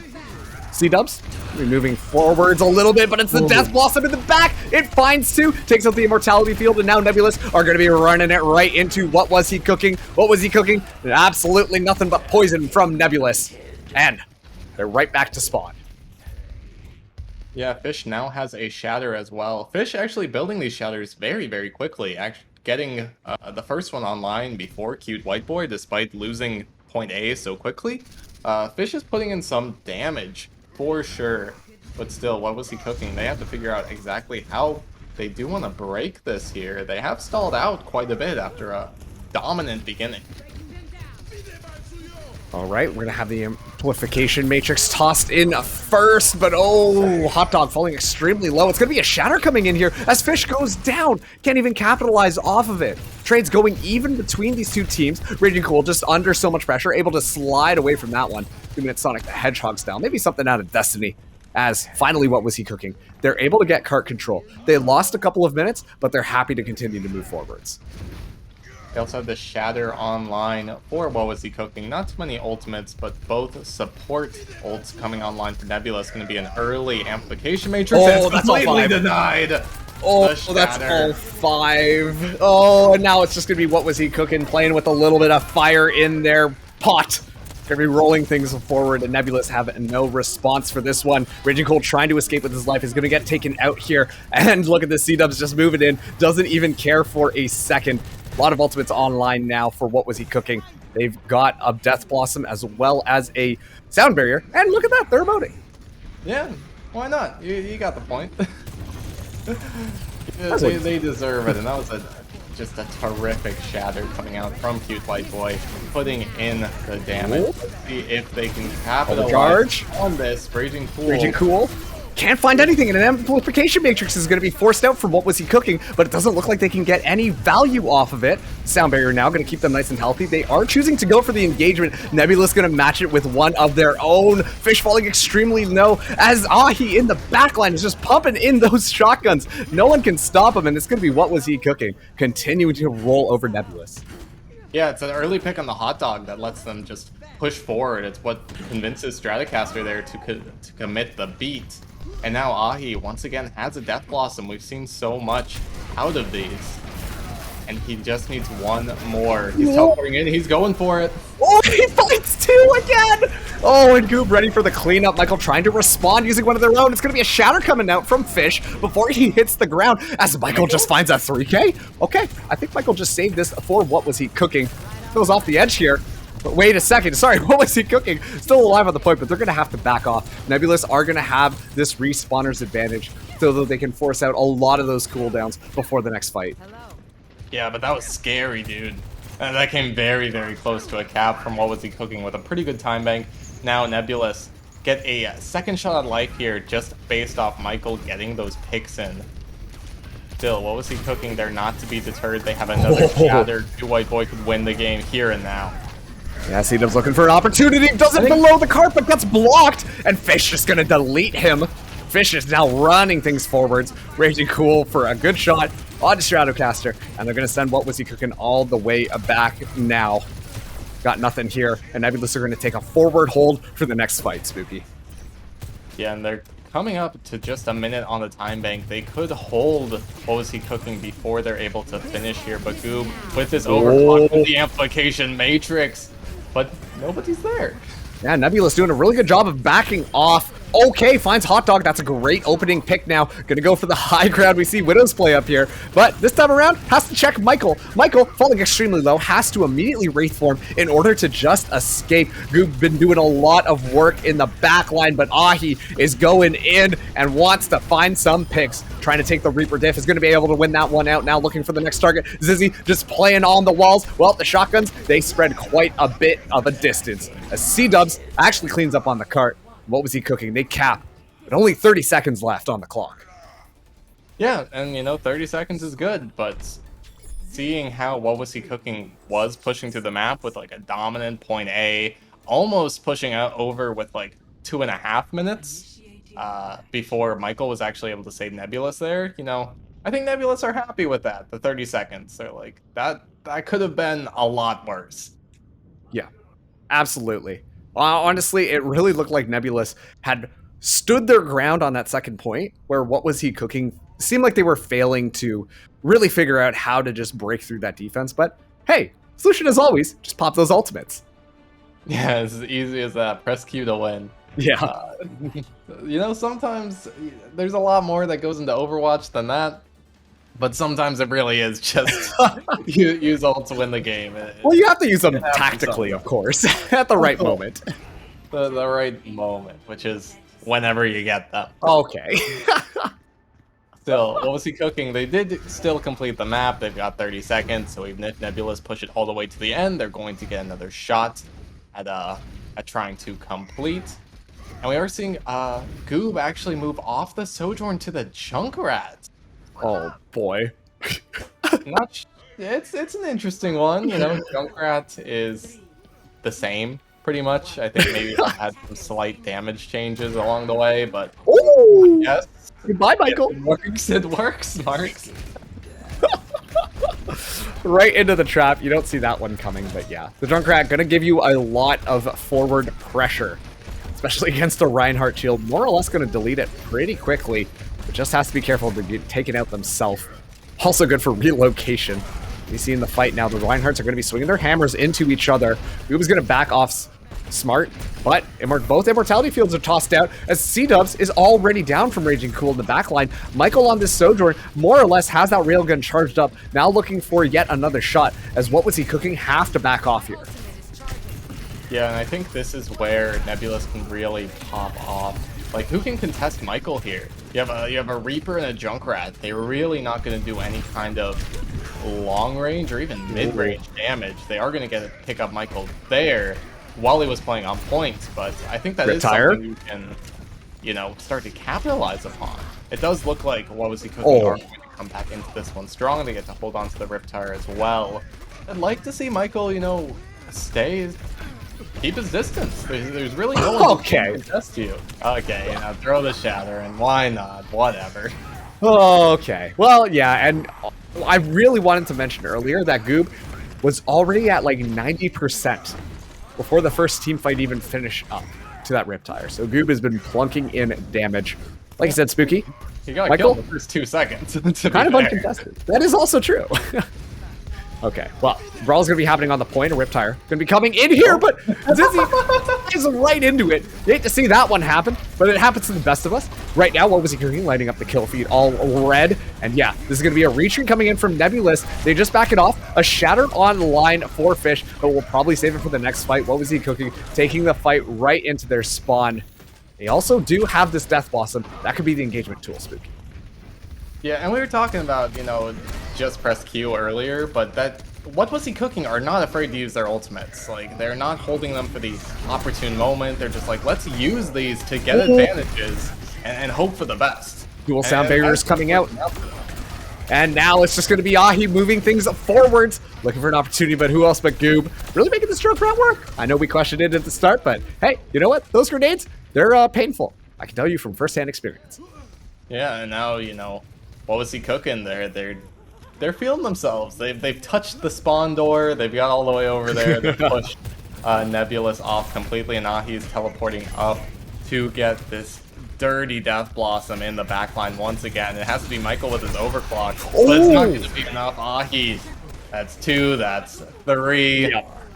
and that is a minute left on the time bank here, Marks. All right. Riptire online for what was he cooking? Michael does have that overclock. Could use that Sojourn. Potentially pop off some heads before the fight begins, but it's going to have to be huge. What was he cooking? Holding things forward. Now the Riptire is going to be coming out. Goop, just waiting for an opportunity. Goes in from behind, sees the Immortality Field. Going to be dropping it to get rid of that, but Michael now is going to be using the ultimate, but gets squished by cute white boy. C-Dub's coming up absolutely massive once again. It doesn't look like there is even a minute for a Nebulous to do anything with. They're going to have to back up here. They need to start finding some picks. They've only gotten 1 tick, and this can't be over just quite yet. Michael's actually gone over to the Junkrat, maybe to just put even more damage through the amplification matrix that Hot Dog has, and just hope that the spam is enough to get the pick, but it's dueling matrixes here, and Q White Boy's the one who gets the pick. Yep, C-Dubs onto Michael. That's not a great start now. We're seeing the Reinhardt duel at play. C-Dubs might come out on top. Yeah, has Ahi for support. Now looking at the Lucio as well, as the rest of the members of Nebulous are just trying to stay alive. Another Shatter online for C-Dub. Looking around if they even need to use it. Gonna do that onto Michael just for good measure. Absolute stomping coming out from what was he cooking. What was he cooking? Turns out nothing but straight dubs tonight. Yeah, and that's it, Marks. It's over. What was he cooking have won? This is a best of 3, and King's Row being Nebulous's map pick since they lost map 1. I think both of them were Nebulous's map pick since Nebulous is also looks like the higher seed. And what was he cooking? Just dominated.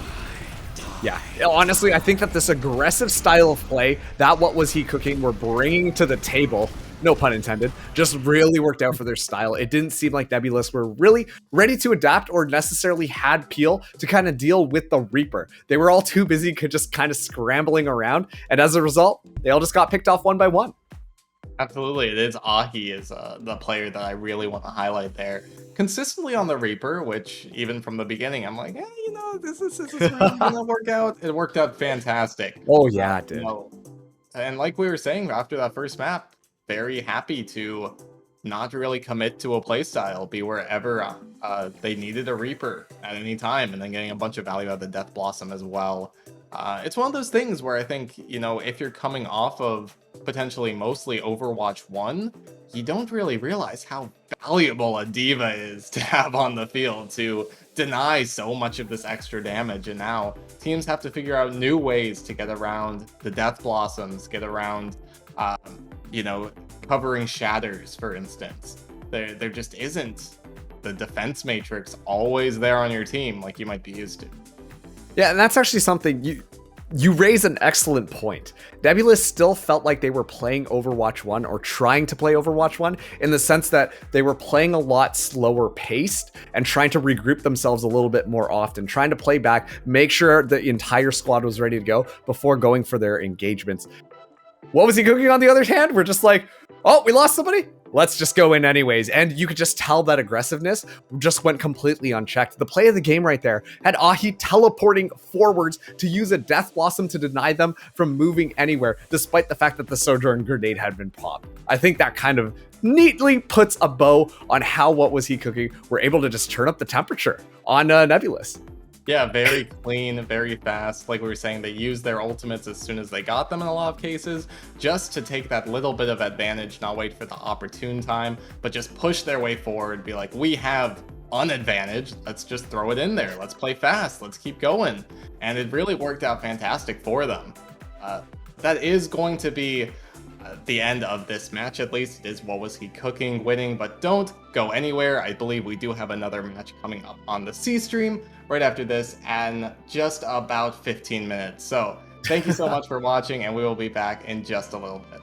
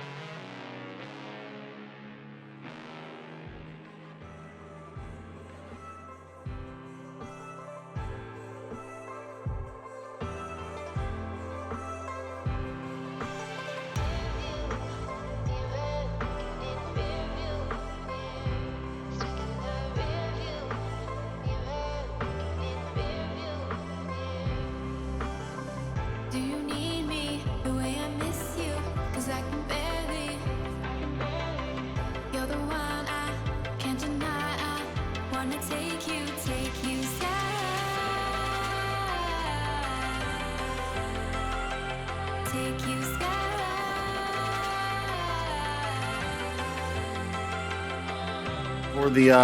For the back line, I think that we're going to see the aerial threat come out here.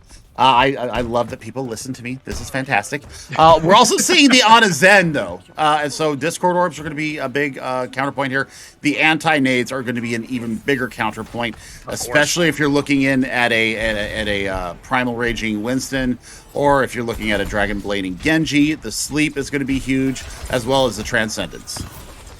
It's going to be a bit of a slow push here. We should also talk about the substitutions really quickly. We have seen Seal, CEO subbed in for Dorky Boy on the side of Kingpin, and Zakatar subbed in for Yahoo, also on the side of Kingpin. So it's going to be a couple of changes here and there, but it's Jam, a name we know and love, getting some kills early immediately. That Ana going to be falling as well. What is this? Currently a 5v3 in favor of Kingpin. This Winston perhaps a little too overzealous, going in quick, down to 92 HP. He's got the dream. He's locked and loaded. He takes the ass as that ticks away that final breath. Things starting insanely strong for Kingpin.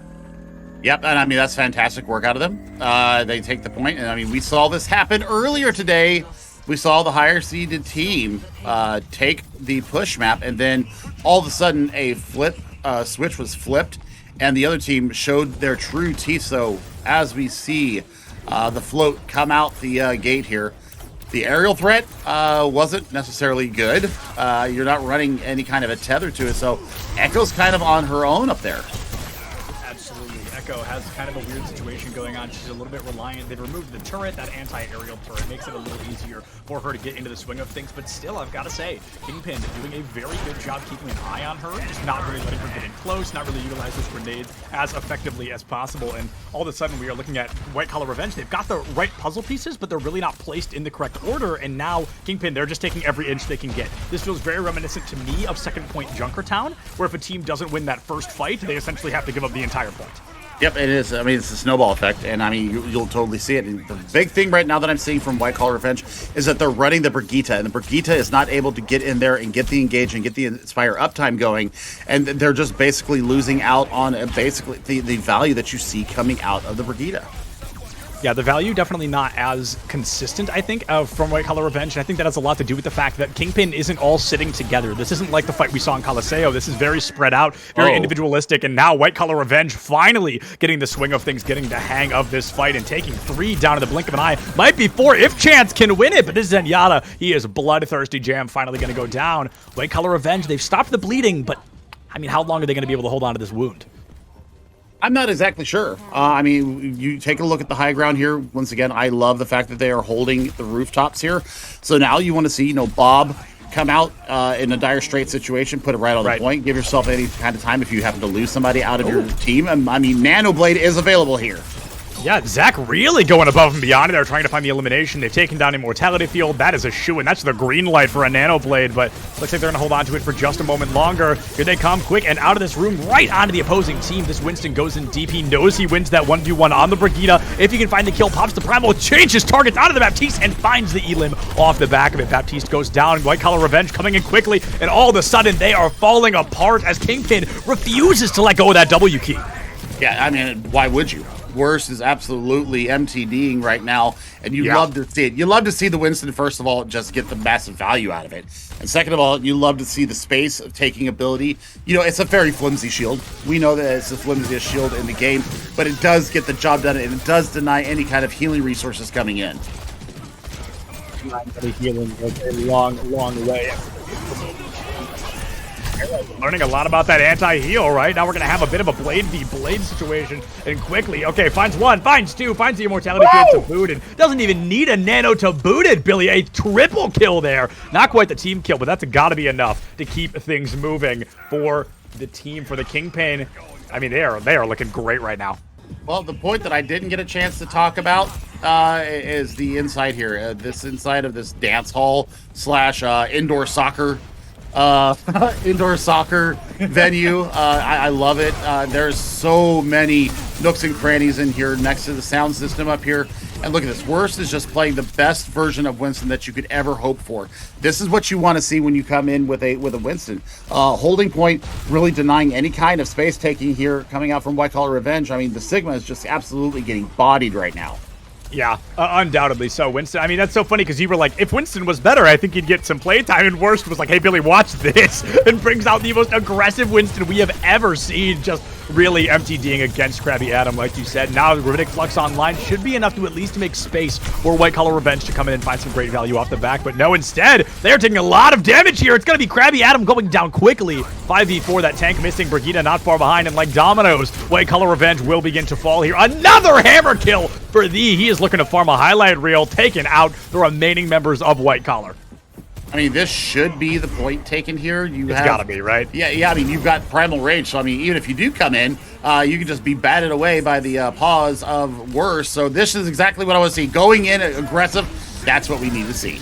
Absolutely. I mean, like you said, keep that monkey on point. A little bit of funky monkey, dance around a little bit, knock some players out of the way, and that should guarantee a point cap. But now Transcendence comes through. Here comes Bob. Every ultimate A through Z about to be used on this point because it is White Collar Revenge getting desperate. Flux didn't work. Bob not putting in the work quite like they needed up to the supercharger here. But no, excuse me. Everybody's favorite aim, Bob, really coming to life. Helping find a double kill there onto, making a triple now as Worst also goes down 0.9 meters, Billy. Less than a meter left. But, I mean, hey, that meter still counts. The meter does count. We're looking at 3 minutes and 7 seconds here coming in to hold off. Well, it's going back now, but it was that 2.1 meters. So, yeah, I mean, Krabby Adam swapping over to the Doomfist here, working in against a Winston. That could actually be a very good pick of, the damage mitigation. And a Rocket Punch. Rocket Punch got a little bit of a rework as well. Right. So we'll take a look and see what he's got. And the window is actually getting a lot of value.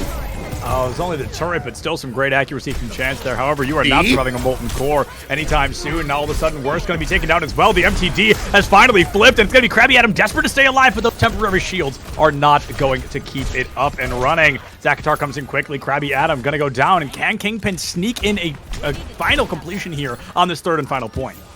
I mean, Discord Orb right now is just, been doing the work. I want to see what White Collar Revenge has as their recontest comes in. They have to take care of the turret first, but now the blade is out. Blade has come out. Can it be as effective as it was last time? And already it is living up to the tail. A double kill comes in quick, trying to find a triple onto that Doomfist, and not quite able to do so yet. There it is. There's the triple kill, but traded out for two of your own teammates. That's all of a sudden making things worse for Kingpin here because they needed those players to stay alive, or do they? As Zakatar now by 4 can make it all 5. That is a complete and total team kill. At least all 5 members taken down by the blade at one point or another. They are going in, and Worst is taking them right back out. This has to be it. Kingpin, my goodness, talk about a bloodbath here. Zakatar refusing to lose. Well, I mean, they did knock down that time percentage down to 32 seconds. So whilst it was a bit of a pub stomp going through the streets phase and the initial part of this, I tell you what, White Collar Revenge actually put up a pretty decent last point hold. So now they're going to be looking to match up against what Kingpin did there. And I think that, if you're going to continue to run this brawl, I think that you have to first deal with the Winston. If Worst does come back out on the monkey. But we'll see if that's going to be what is the case. Defensively, Kingpin should be, really looking at the Torbjorn again. I don't hate it. Worst is actually going to show us the Sigma here. So that's the only real change from the composition that we saw on their attack. They didn't do enough to deal with the turret. I mean, they recognized it was there, but the positions that D was putting it in, I was actually kind of really super impressed. So you saw a lot of value gotten by the turret itself. So we will see what we can see. And maybe they're thinking about putting the turret up there. Yes! Oh my goodness, perfect. A caster curse, a caster blessing, whatever you choose to call it. It is going to have a little bit of a dance here. They're very excited they got the turret up onto that high ground, and I'm going to have to keep an eye out to see how effective it really is. Is White Collar Revenge aware that it's kind of up above them? Is Kingpin going to be able to really utilize it, or is it all for show at the end of the day? Coming in quick, White Collar Revenge. They've got Krabby Adam still on that Doomfist, and Billy, that's a choice I think I really like. I mean, it's good initiation, but what kind of follow-up are you going to have? You're going to have to use a dash, or you're going to have to coordinate that dive going in, and then Chance is going to have to start landing these sticky bombs in a hurry.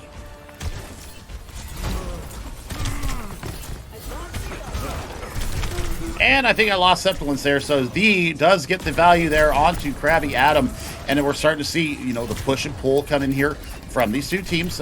Sigma is sticking up top here, looking for whatever he can get. Yeah, Meister actually found out that Torb turret, and now they're going to start pushing onto the point. I don't know if they have the numbers here to really push on. We'll see if Echo can actually get the work done they need to really solidify their point. Look at where this turret is now.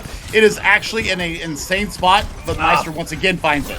Meister hates it. Meister doesn't want the turret to have any fun, and apparently Krabby doesn't want Jam to have any fun. Zenyatta's there on one end of the fun spectrum or another right now. CEO takes out Krabby, but Chance finds that counter kill onto Zakatar. Without the tank, it's going to be tough for White to move in, but if they can get at least one more elim in their favor, they should have the fight in the bag. However, it's that 1-1 trade again, so nobody is really on top of it. Maybe whoever spawned is a little bit closer. Full disclosure, I don't know who that is, but right now, White Collar Revenge, they have come through. They have found 3 elims back to back to back, and they are looking for that 4th and final one onto CEO to really seal the deal and cap this first point.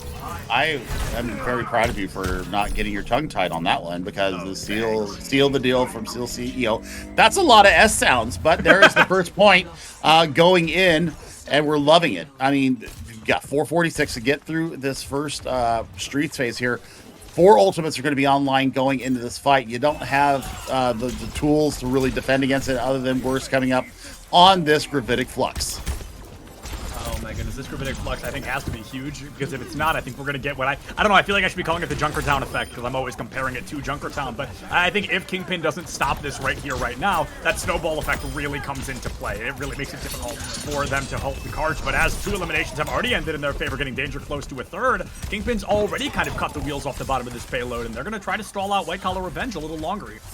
The big thing that we take away from this, well, other than the late stagger kill onto the Ana of Paul, is the fact that Jam got the kill onto Meister and got the Transcendence into it. So this Gravitic Flux that's going to come through from worse is going to be definitely maybe a little bit more lethal because you do have it, because you can get him up in the air, especially if the blade comes through on the end of it, try to take the rest of the team out. Yeah, and Billy, I've got to say, we are getting Danger close to a full-blown apocalypse right now, but a couple of ultimates going to be used early. Transcendent tanks and survives. It's going to be 4 ultimates, 5 right now, currently active. 3 on the side of Kingpin, 2 on the side of White Collar Revenge. Chance making it a 3rd, giving us our 6th ultimate. Here comes the 7th in the form of the Meteor Strike from, I believe, the Doomfist on the side of White Collar Revenge, and there's so much going on that it's hard to keep track, but I can tell you what, Worst is gone, D is gone, White Collar Revenge, they ain't dropped a darn player yet. They're currently up in a 5v2 scenario. Zach holds onto the blade and does not live to tell the tale. Jimmy is the only player to do so. The rest of the members on Kingpin going down early, but White Collar Revenge, I mean, they emptied the reserves on that one, Billy. Well, they had to. I think that they're feeling a bit of the time crunch. What happened on point B from their own defense. So now they're trying to get in here and match the same thing, and now they've got their own 4 minutes and 47 seconds. I believe that's the time. A little bit grainy on my side, but you do have Transcendence, and Chance goes down in a heap. Goes down quick. Worst going to go down just as quickly, and all of a sudden, this blade so far not the brightest, especially as Optical goes down. Zach is not able to find a kill with a blade of their own. Krabby Adam takes out Jam, and it's just a complete and total 1-1 trade scenario. It's weird because it feels like White Collar, to me, isn't winning these fights, but at the same time, it's like the card has not stopped moving. It has not, and Krabby Adam is actually creating so much space. Now they're winning the fight. Caster Curse once again. Oh, immediately on cue. The other thing is that Chance dropped the Echo and has now brought out the Sojourn, and that's exactly what you want to see. You've got the hit scan potential, you've got the one-shot potential as well, and now you've got the reset available to Krabby Adam into this next fight. This is a very scary proposition. 3:26 on the clock. This could actually be a gigantic time bank. God, and let me just say, I love watching Sojourn gameplay. I don't know if it's because she's new or what, but it is so entertaining all of the time to me. Gonna be a player down already on the side of White Collar, and the Doomfist, that Space Maker is gone, and that's really gonna put WCR in a really tough situation. They're gonna be moving quickly, trying to find another elim, trying to really seal the deal. A 5v3 is where they can really be like, hey, we're looking good right now, but if it's only a 5v4, that's a losable fight, and Optical giving us the exact example as to why. Blink and you miss it.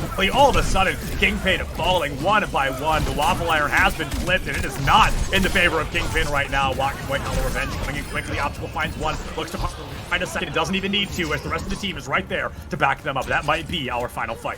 Nano could be used here aggressively. That's it. Yo, not yet. What a dash! I thought he used it to get out of spawn, and all of a sudden, Meister's gone, Optical's gone, and Kingpin in their final hour. The Swans be sung. They are going to fight tooth and nail until the bitter end. Chance finds the turret. They need one more Elam to really make this in their favor. The takes out Krabby Adam. This Ana, she is going to be caught out and taken down by Zach. Finds Chance, and that is going to be the fight ender when they needed it. Just a little over half a meter, by the way, is how close they came to capturing that. But they're coming in with Overclock. Overclock versus the Blade. Still CEO swapping over to Lucio. So now you've got double flex support coming in here. Molten Core is also on the board, so we will see how they decide to deploy these. Oh, man. This is going to be a very intense last fight. The floor will be lava at some point from V, just to prevent the progress from going forward. And we know the way V loves to use those molten cores, right? Very defensively, to keep the teammates alive rather than to find damage. Right now, it looks like they're trying to do just that, trying to make it impossible for White Collar Revenge to come through and get any form of elimination, to even get close enough to deal some damage. Worse than a bit of a tank 1v1 here. Krabby Adam not going to be the one to walk away. Finds Paul, Optical finds Worse, and all of a sudden, things are not slowing down for Kingpin. Zakatar, almost the sole reason for that. Right now, really making this Genji work. Yeah, but they pop both of their DPS ultimates now, and this overclock is going to be uncontested. Jam will have the Transcendence here very closely unless they are the first target taken down. I was going to say, you got to get him out of the gate early, right? I mean, we're going to see possibly that overclock come through quickly from Chance. I think that would be a good call. I think you're assuming they've got Transcendence already, so to even bait that out, I think that her railgun is strong enough to one-tap, so Transcendence shouldn't make it impossible to get an elimination. Optical Crash finds the turret. Here comes that overcharge. Can you find anybody with it? A little bit of damage, but unfortunately not the Elam. Misses that second and third shot. Even that fourth one, not going to be enough to seal the deal, but space has been made. It's a little bit easier for White Collar Revenge to come through. And Billy, all of a sudden, even if they cap, now they're going to have less time than Kingpin did. Remember, they came in with four of a pretty similar time bank. Yeah. And so now they're just done. I mean, this probably is going to go to map number 3. And we'll have our second map 3 of the day, especially with all these frags coming through here. Kingpin turned on the defense mode there and decided that they were going to go ahead and just exterminate everybody. 10 seconds left on the clock. Nanoblade is available. Nanoblade available, and we've seen what these Genjis can do, right? Both of them, I think, picking up at least a 3 or 4K already between the two maps that we have seen, excuse me. And now here comes possibly the Blade, but no, it was a bit of a bait. Oh wait, it got the beat! They fell for it, Billy! But they still have that Transcendence available, and that might be enough to save the day. Worst gonna be traded out for Chance. The turret is gone, and it looks like Optical might be able to find possibly one more Elim with this Nano before it runs out, but no. It is! Chases the all the way into the Abyss. However, they've traded that out for their main support, that Ana. The is gone, Jam is gone, and it looks like Krabby's going up. What comes up must come down, and it's gonna be able to find Jam. Seal is gone, and Kingpin, like dominoes, they are going to fall now. The bleeding is not going to be able to stop. They have to continuously run in one at a time to try and win this fight. And the Doomfist, the last one left alive, taken down by Chance's Field. All of a sudden, that AoE damage really adding up. This is not done yet. This is It's not done. just We've got going. D. It's just going. Tree finally goes down to the or to the headshot. Oh, there we go. That Yeah, should okay, now be it's it. over. Now it should be over. But this Dragon Blade, Blade. if it's a 5K, you know, who knows? But no, okay, he's not even going to be able to find one thing. As both teams swapping to a Moira in the final moment, I love that. I mean, what a fascinating choice. Is that due to the AoE healing? Is that due to her new enfeeblement ability? Truly, who knows? But either way, that is going to be quite the wrap-up for a situation. We are forced now into extra rounds. I mean, 90 seconds. I mean, that is a relatively short amount of time to get any kind of ultimates up. So, I mean, White Collar Revenge is going to have an even harder time of it because just 60 seconds on the clock, you're going to have to pull some kind of an extended fight here to try and build up anything, or you're going to have to come out with something that's a one-shot potential. Hanzo could be good here. A Widowmaker to get a first entry frag could be what White Collar Revenge needs to come out the gate, but they're going to go ahead and continue on with this Echo that we saw on their first attack. We saw the sticky bombs to get the work done. We saw the focusing beam get it done. But once again, V will just come out on this Torbjorn, and the turret got so much value building up towards those molten cores that, you know, I don't think that there's really anything that White Collar Revenge can do other than to recognize where it's at once they see it, ping it out, get it taken down, and then try to move in on top of it.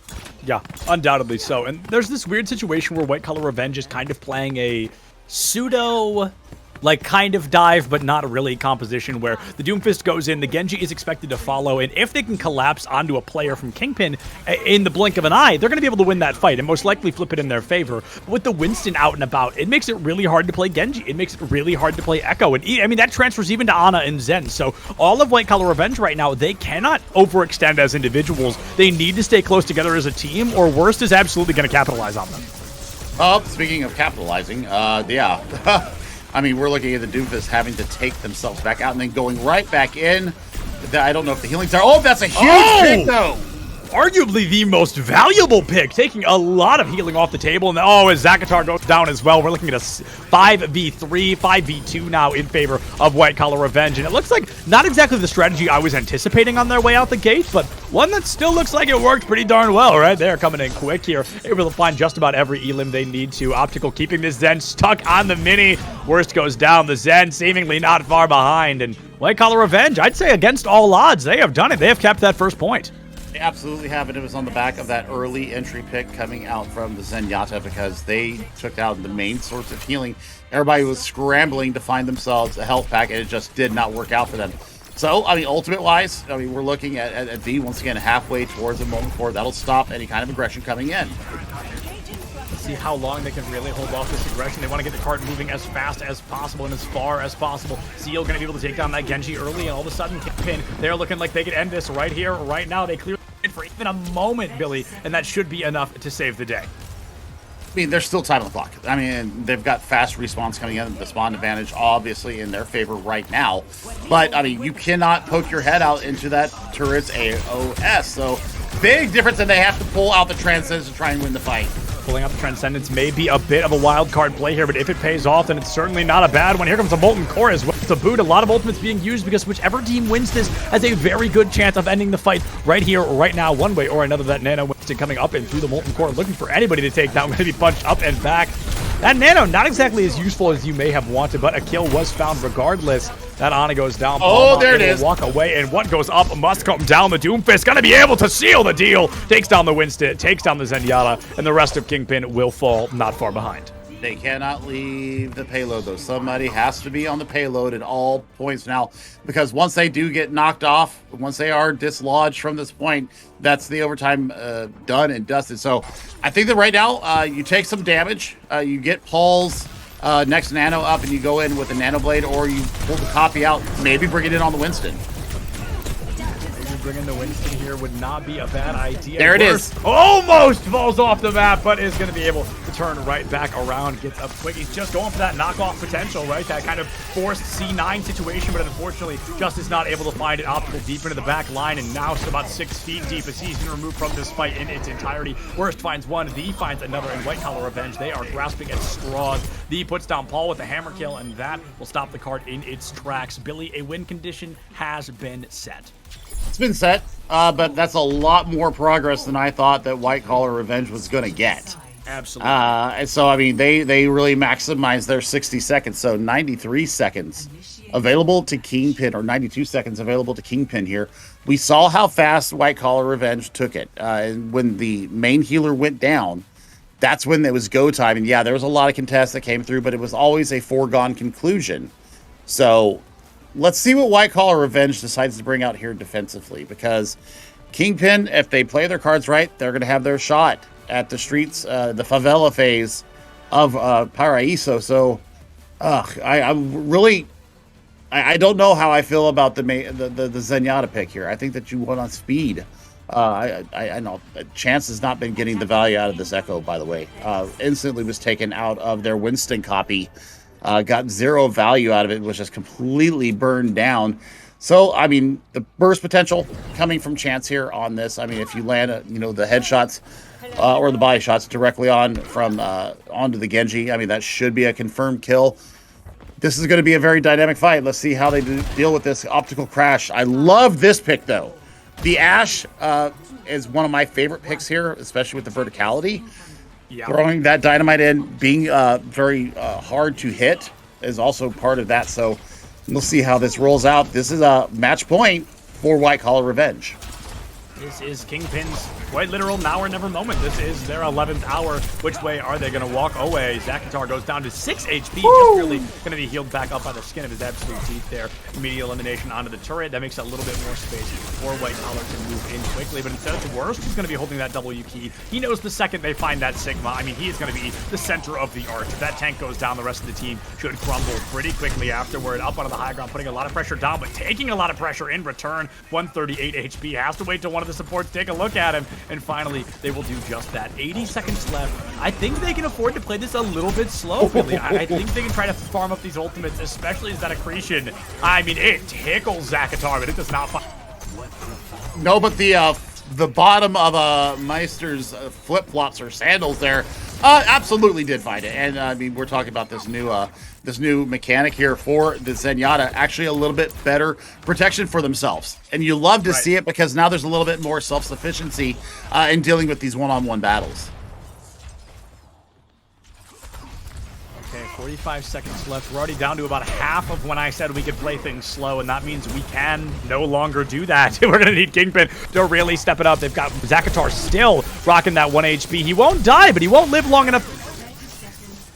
Becoming a back-and-forth scenario, not in favor of White Collar, or excuse me, in favor of Kingpin. Worst goes in quick, takes a lot of damage to boot, forces out Transcendence, but Optical with a 4K, with a quadruple kill. Nobody looks at the Ash, and he has decided enough is enough. Takes down essentially the whole team.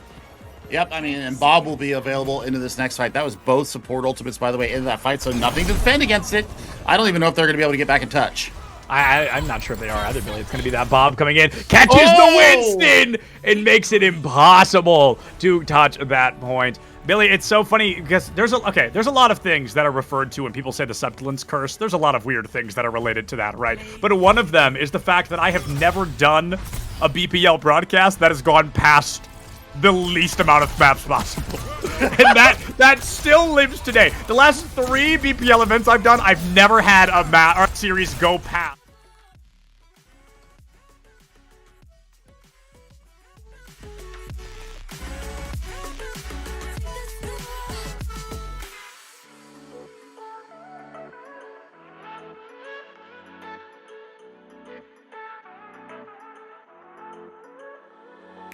Staring at the edge of your shirt, wondering who will make the move first, making me forget I've been hurt. I've never been so bold or reckless.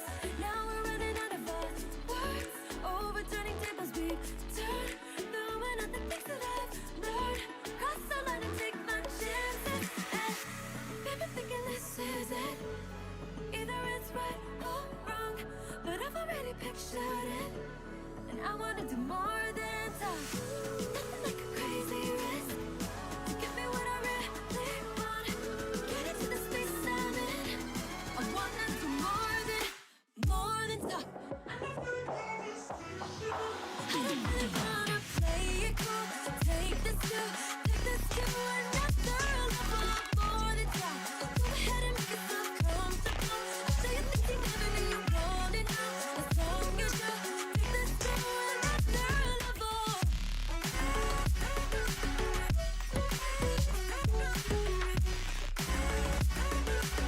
this to another level.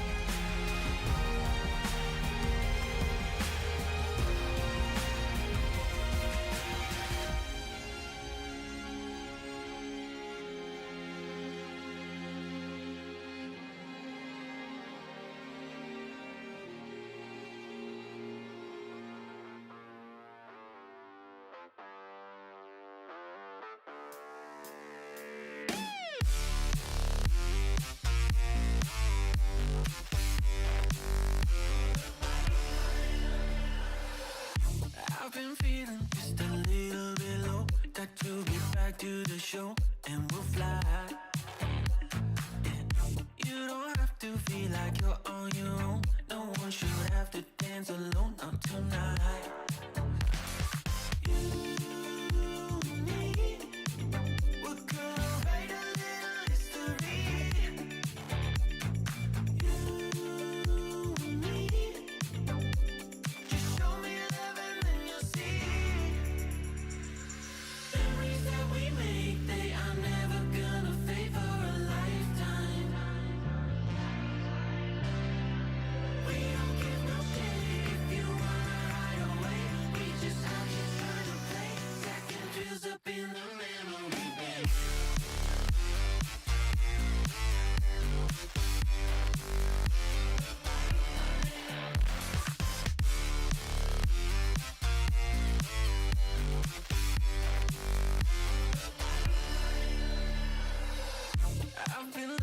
For somebody to make memories in a bank forever in time.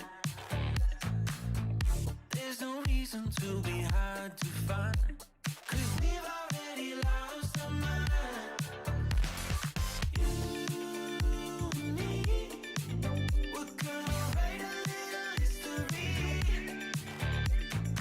You and me, just show me love and then you'll see.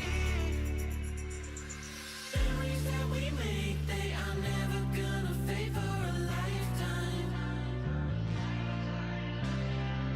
We don't give no shit if you wanna hide away. We just out here trying to play second drills up in the memory bank.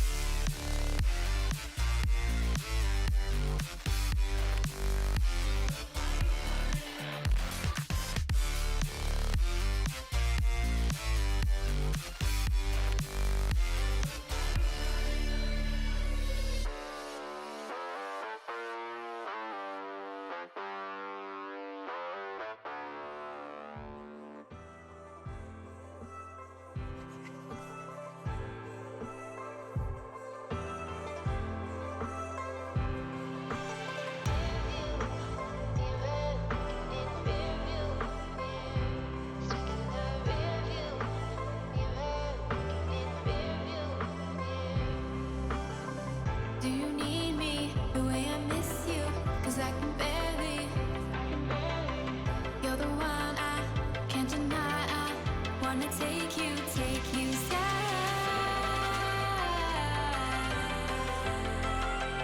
Take you sky.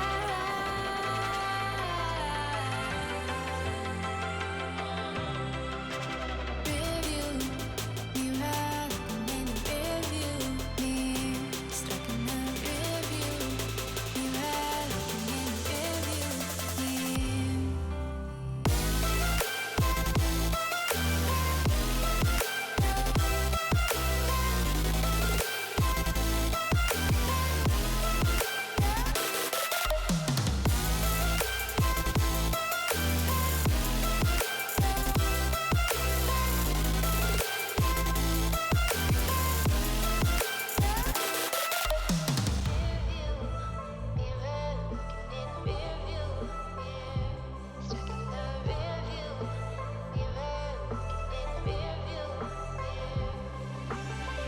Do you need me the way I miss you? 'Cause I can barely. You're the one I can't deny. I wanna take you sky.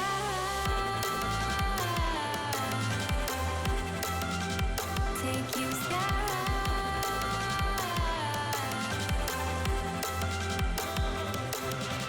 Review, you had a many review me. Stuck in the review, you had a many review me.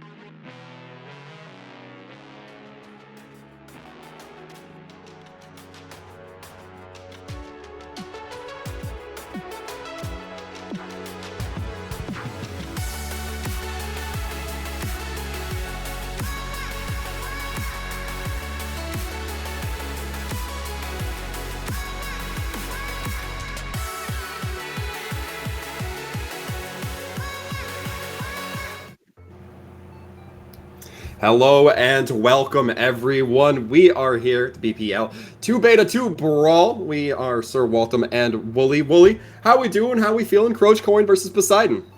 Yeah, really excited to cast an A-League match here. Looking for the top competition in BPL to go at it in Overwatch 2. Going to be a really good game. Yeah, absolutely expecting it to be pretty tooth and nail between these two teams, of course. We're going to be the upper bracket, neither team having lost just yet. And in fact, it's going to be Croach Coin who comes out just a little bit superior. They got that 2-0 in the last match, whereas Poseidon got 2-1. A little unfortunate. Yeah, close game between Poseidon and forgotten. They played South Beach Shooters, actually. So really close game there, and looking for another close one here. Really want to see like I said, some good Overwatch here coming out. Yeah, I'm totally expecting it to be the case. For those of you who perhaps might not have been too savvy, we are going to the round 2, which means that the map types are going to be changing up. We'll be starting off on Control, we'll be moving to Escort, and then finally ending things off with a push map if necessary. But Lijiang going to be our first map to start here. Wooly, what do you think about these Control maps, or in particular Lijiang coming forward?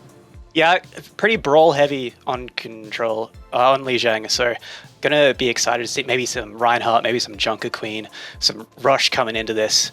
Gonna be great. I love seeing the sustain comps just go in and mash against each other. It's certainly got to think it's going to be a little bit heavy-handed when it comes to these team fights. We do see these rosters coming up now. And Wooly, is there anybody on these rosters for either side that really kind of sticks out in your mind? You know, I know Vix from Coin. He's been a pretty consistent player in Trank, actually. So looking forward to seeing him pop off on Coin, and I love seeing DPS pop off in Overwatch 2. There's so much space with the smaller player count, and really looking forward to it. And a good battle between Kurt Lebert and Function, two main support players I know, and they're both really, really good players. So really looking forward to seeing them head off. Maybe we'll see an MSD in here.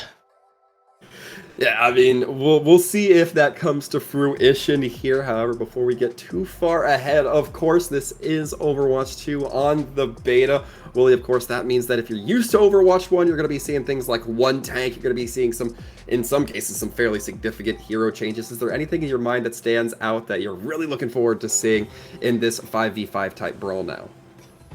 Yeah, I mean, I love the new hero, Junker Queen. I think she's such a fun hero, and being Australian myself, it's good to see another Australian hero come in. So, yeah, I really like watching the Junker Queen meta at the moment, where it's just go, just keep going, just keep going. It's a lot like 6-man of old, you know, where you just press W and don't stop. We'll be seeing if a lot of W pressing happens. Now we are getting to that moment where we're going to see these teams start to assemble their heroes. Of course, as you can see, Coin going to be on the left, Poseidon on the right, and it looks like early Sim to get out of those gates extra quick for the side of Poseidon. Yeah, going to start with that Sim, trying to get to that point really fast, take that map control really early, and with that early Brawl before, but we're seeing a Lucio Brig at the moment on the side of Poseidon. That strikes me as odd. A lot of AoE healing, but not a lot of burst. We'll have to see if that works out for them, because it looks like they're sticking on it. Yeah, it's very peculiar. If anybody starts getting focused down real hard by Coin, they're not really going to be able to bail them out, aside from maybe a couple armor packs. However, Wadit going to be able to have that wound healing coming through, should it be necessary. Wadit already trying to exchange blows, but not quite able to play close enough to take advantage of a lot of the different ways that they can get healing. A nice chunk of damage coming through. The Weekend is going to be hitting everybody pretty hard, and it's going to be Poseidon coming in with a couple, with one kill in their favor, but Coin going to be trading that back and forth. It's looking a little bit like dominoes with the back and forth that we're seeing here, Wooly. Yeah, absolutely massive back and forth in here, and it looks like Poseidon's starting to come out on top. That kill onto the Moira was just absolutely massive, and yeah, finally Dilby goes down, and a big first fight win onto Poseidon. And one thing I've already loved seeing here, Wooly, is that we're seeing a lot of pings come through, or at least we're seeing a few pings come through. That coordination or that communication that can now happen in Overwatch 2 going to be way more essential at allowing the targets to be focused in this game. Yeah, absolutely. It creates a big signal. Like, you just can't ignore. You can ignore people's comms. You can't ignore the big thing telling you, hey, shoot this person.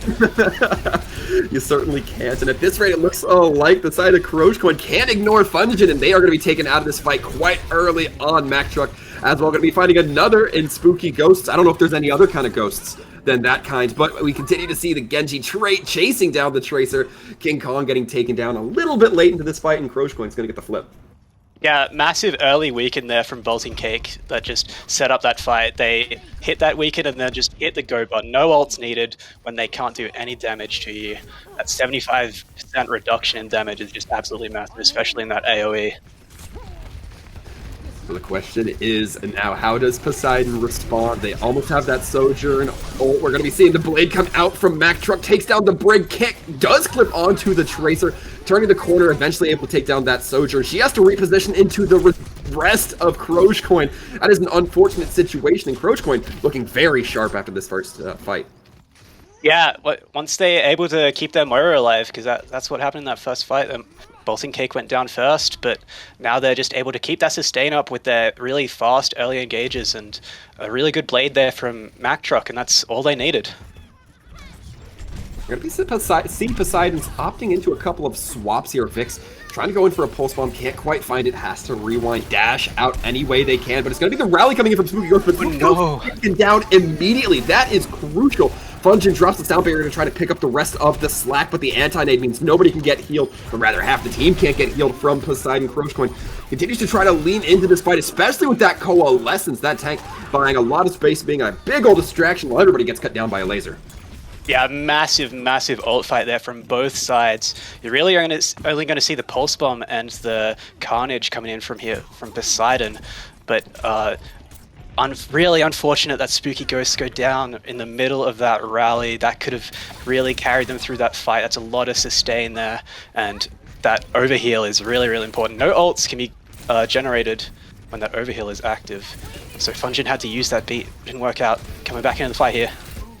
Oh, Cynex's going to be taken down early on. That's something you hate to see. That Junkrat is capable of so much damage. And Croachcoin all eating a big nade coming, or excuse me, big anti coming through. I believe that was Ladit who used their ability to try to just mitigate all the healing that could have come through. Poseidon going to eventually be getting the flip, and not a moment too soon. 99% for Croachcoin.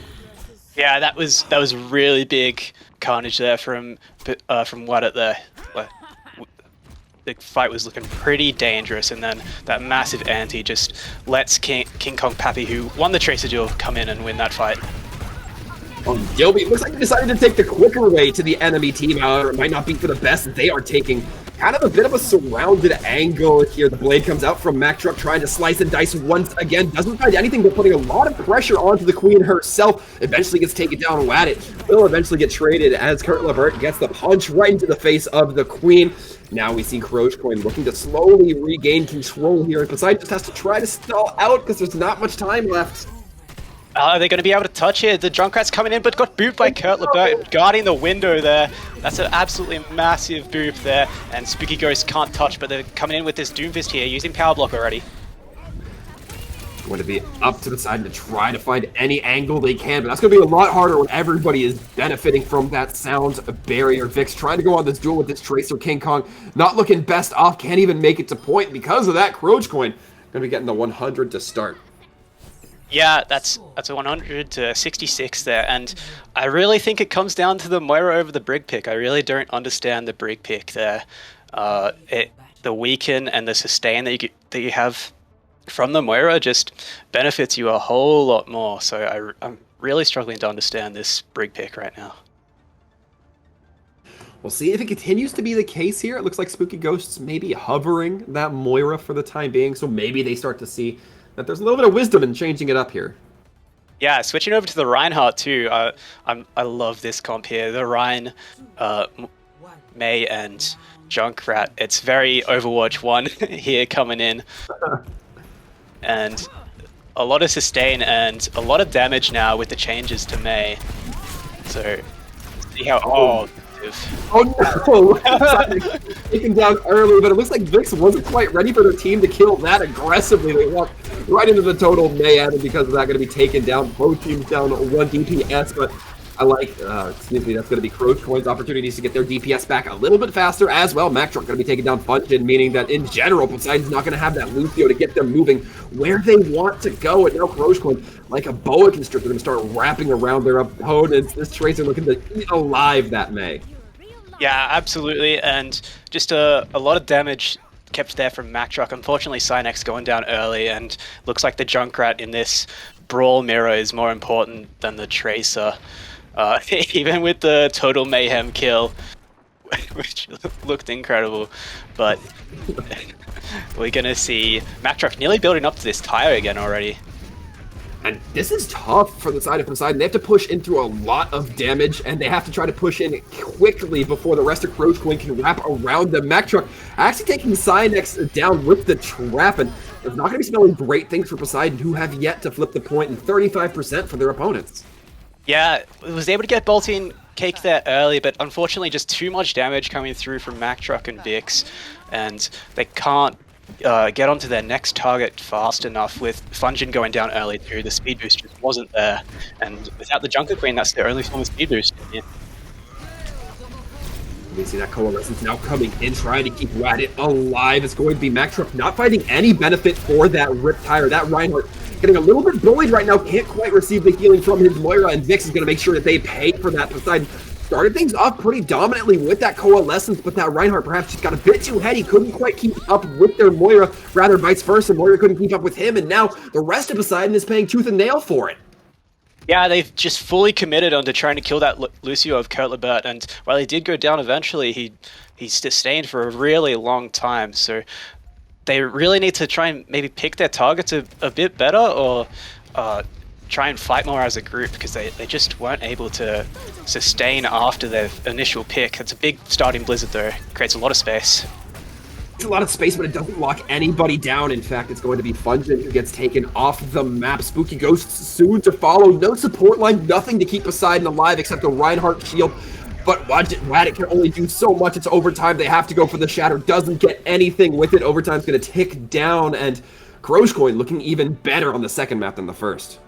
Yeah, they looked absolutely dominant there on Night Market. Just that Junker Queen comp being able to sustain a lot more with that shift. Even after the nerfs to her last night with the decay on teammates, it seems like they're able to just take that engagement and just absorb it from Poseidon.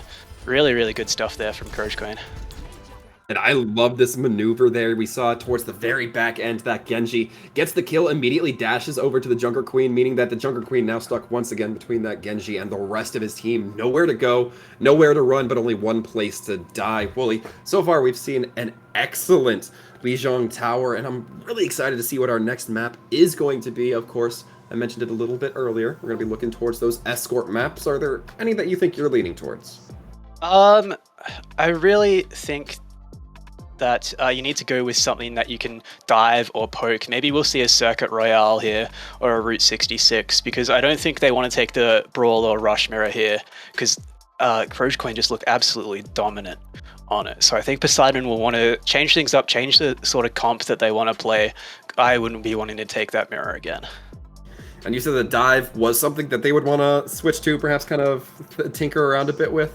Yeah, I think so.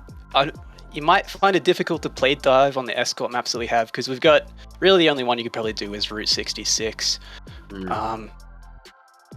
But yeah, we will see some subs coming in here, and I wonder what subs will come in. Maybe that will create they'll have the heroes there. Maybe that was their Brawl team.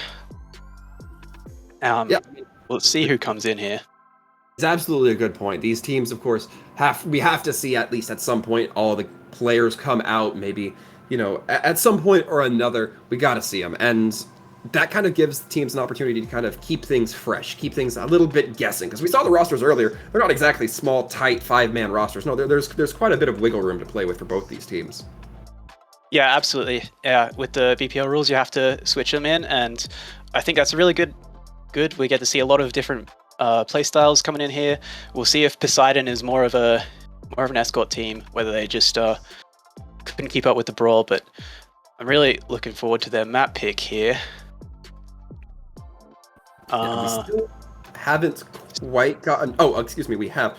It looks like it's going to be Junkertown. What's your vibe about that, Wooly? Yeah, I mean, it's going to be a lot of poke coming in here. We're probably going to see some Sigma comps coming in here. I have seen a little bit of Junker Queen played on this, but it's hard to engage with all those open areas. So I do think we'll see some poke coming in here. We'll see if Crogecoin changes it up, or they want to stick with this Junker Queen comp, because they have been playing really, really well on it. Yeah, I mean, you'd certainly have to think so. I mean, so far, Croge has been running the field a little bit against Poseidon, but if that's the case, do you think you see any value in something like the Ashe, the Widowmaker, the Hanzo coming out on those first points, at least to get Poseidon a little bit more momentum if Crogecoin's going to be running something that doesn't have that protection against those long-range shots? Yeah, absolutely. I think poke has always been a staple of Junkertown, so that Hanzo, that Ashe, that Widow, I'd love to see some Widow play here. It's always fun to watch Widows on Junkertown, especially in high-level comps like A-League here. Yeah, I think that a couple players might be looking to add to their montage collection here on Junkertown, but we'll have to see if that comes to full fruition. I'm certainly hoping it does, but aside from that, once we start to get away from the first point, once we start to look towards that second, the third, where things are a little bit more windy, a little twisty, turny, do you think that the comps start to shift up? And if so, what do you think we see, Wooly? Yeah, I could definitely see some Junker Queen coming in there. I don't think you'd be seeing much else. I think you really need that extra speed that Junker Queen provides. I can't see like a Reinhardt or a Zarya coming in through there. And it looks like to start off with, Kruj is going to go onto this poke comp. They're switching off of the Junker Queen and going onto this Baps and Sig double sniper. I like this from Coin so far. It all comes down to the execution when you're playing characters like the Widowmaker, like the Hanzo. But we'll see exactly what kind of shots they can land, if they can really put some pressure down on Poseidon. Of course, folks, if you're at home, don't be like me every other week and take what they're running Poseidon seriously yet. Usually reserve that until they're out of the gates. I've been fooled by one too many hover torps before. Oh, absolutely. And I don't think you'll be seeing Orisa here. Yeah, we're going over to the Wrecking Ball. Going with this poke dive hybrid here. Sticking on the Lucio Mercy, which is interesting. Looking to just have a lot value in a lot of movement here. Yeah, and switching over to the Tracer off of the Widow. So actually Poseidon not really much of a poke hybrid. It's a lot of dive, just all in at once. And you gotta think it's a bit risky to be running this Echo as well against a Widowmaker. If the Widowmaker's up to chalk, she's gonna take you out of the sky as soon as possible, but Cynex at least able to get one before the fight really takes them out of the battle. It's gonna be that Hanzo now having to walk back from spawn, but it looks like Poseidon aren't quite able to utilize that to their full advantage. It's going to be that Sigma just holding point, not really feeling too much pressure, but there is a little bit of pressure. Gut as the foot from Bolton Cake goes right into it. And another shot coming in from Mack Truck. As I mentioned, Cynex really going to be feeling a lot of pressure there. Yeah, the Poseidon used all of their cooldowns to get that first initial pill onto Kaimoran, and then just couldn't stabilize fast enough. Managed to get another pick, but yeah, like you said, Mack Truck just, just in the back, able to pick off Cynex. It's going to be really hard to engage with this full, just all-in comp from Poseidon has. I think it's going to be hard to engage onto Coin. It's also the fact that you have to close so much space, right? Cynex could probably do fairly well if they're able to get, above the Widowmaker, but that requires flying so much horizontal distance that it's going to be absolutely tough. They have the Zenyatta, they have the Baptiste also backing them up. King Kong going to be picking up the health kit, immediately latching onto that Zenyatta, but we've seen them already lose this duel once before. Has to use that rewind, meaning there's no escape tools for the Tracer this time, and in the meantime, Cynex is going to get taken down by another one of the hit scans from Coin. Poseidon really struggling to get off the ground on this first point. Yeah, absolutely. You saw the massive amount of build there for Bolting Cake. Widow came, Kurt Lebert was there in support, just King Kong trying to get the easy pick onto the Zen, but with that extra peel there, wasn't able to get in. Oh, and the Immortality Field is there from Kurt Lebert just in time to save Bolton Cake, but Bolton Cake going to be throwing in that Transcendence anyway, giving their team that extra sustain, but they're not really going to be able to push up with it. Coin doesn't have necessarily the most aggressive composition to really be pushing forward here. It's going to be that duplicate taken out. Cynex no longer able to use it. A nice headshot onto Lucio, removes the sound barrier, but will be taken down. Mack Truck no longer going to be a factor in this fight. Mines go out wide, trying to change the tempo here in any way they can, but Poseidon finally getting some kills under their belt and are hopefully going to be able to start making some cart progress. Yeah, I just got to get this Tracer off the cart here, and then they'll be able to push through. It should get down. That beat, just the beat and the mines, just too much for Coin. They couldn't fight through it. Cypher used the Phlox there. I didn't see it come through, unfortunately, so must have just been onto one or two people, and Cynex created a lot of space with that copy. It was taken out eventually by a great shot by Mack Truck, but created a lot of space with that shield, like they were playing Overwatch 1 with those double tanks. You can already see you at it. Rolling around towards that back end, might be looking to dislodge anybody off the high ground, but they're going to be spotted out. That tack, or the infra sights coming through from that Widowmaker mean that Watt is going to be found out and immediately punished. Cynix now stuck in a very uncomfortable spot, has to be careful. Those Sigma orbs do bounce and can hit you from within that area, and Mech Truck just allowed to have this high ground, eventually gets peeled for by the rest of their team, has that grappling hook to pull them back to safety. Poseidon have made a little bit of cart progress, but probably not too much to write home about. They're still feeling immense pressure. Yeah, everyone's super low on Poseidon. They have to try and regroup here, but they're stuck in this little room down here. Big Pulse Bomb takes out the Immortality Field, makes it go down early, but they just have to regroup here again. That's an excellent headshot coming in from Bolton Cake, and with a quick follow-up from Kymoran to get the kills. Ooh. Follow-up from Spooky Ghosts. Feels like that support player's been having a rough time of it. Yeah, really hard to play the Mercy. Like, you just have to go all in with your team. You open yourself up a lot, especially if that Discord orb is sticking on you. And it's really, really hard when it's more close quarters to get this full hard engage onto it. Look, you see how much poke Wadded is taking before this engage. He's already down. It does get a trade. It's gonna be a trade, but that looks like it might not be enough. Coin already starting off strong. It looks like they have numbers on their side.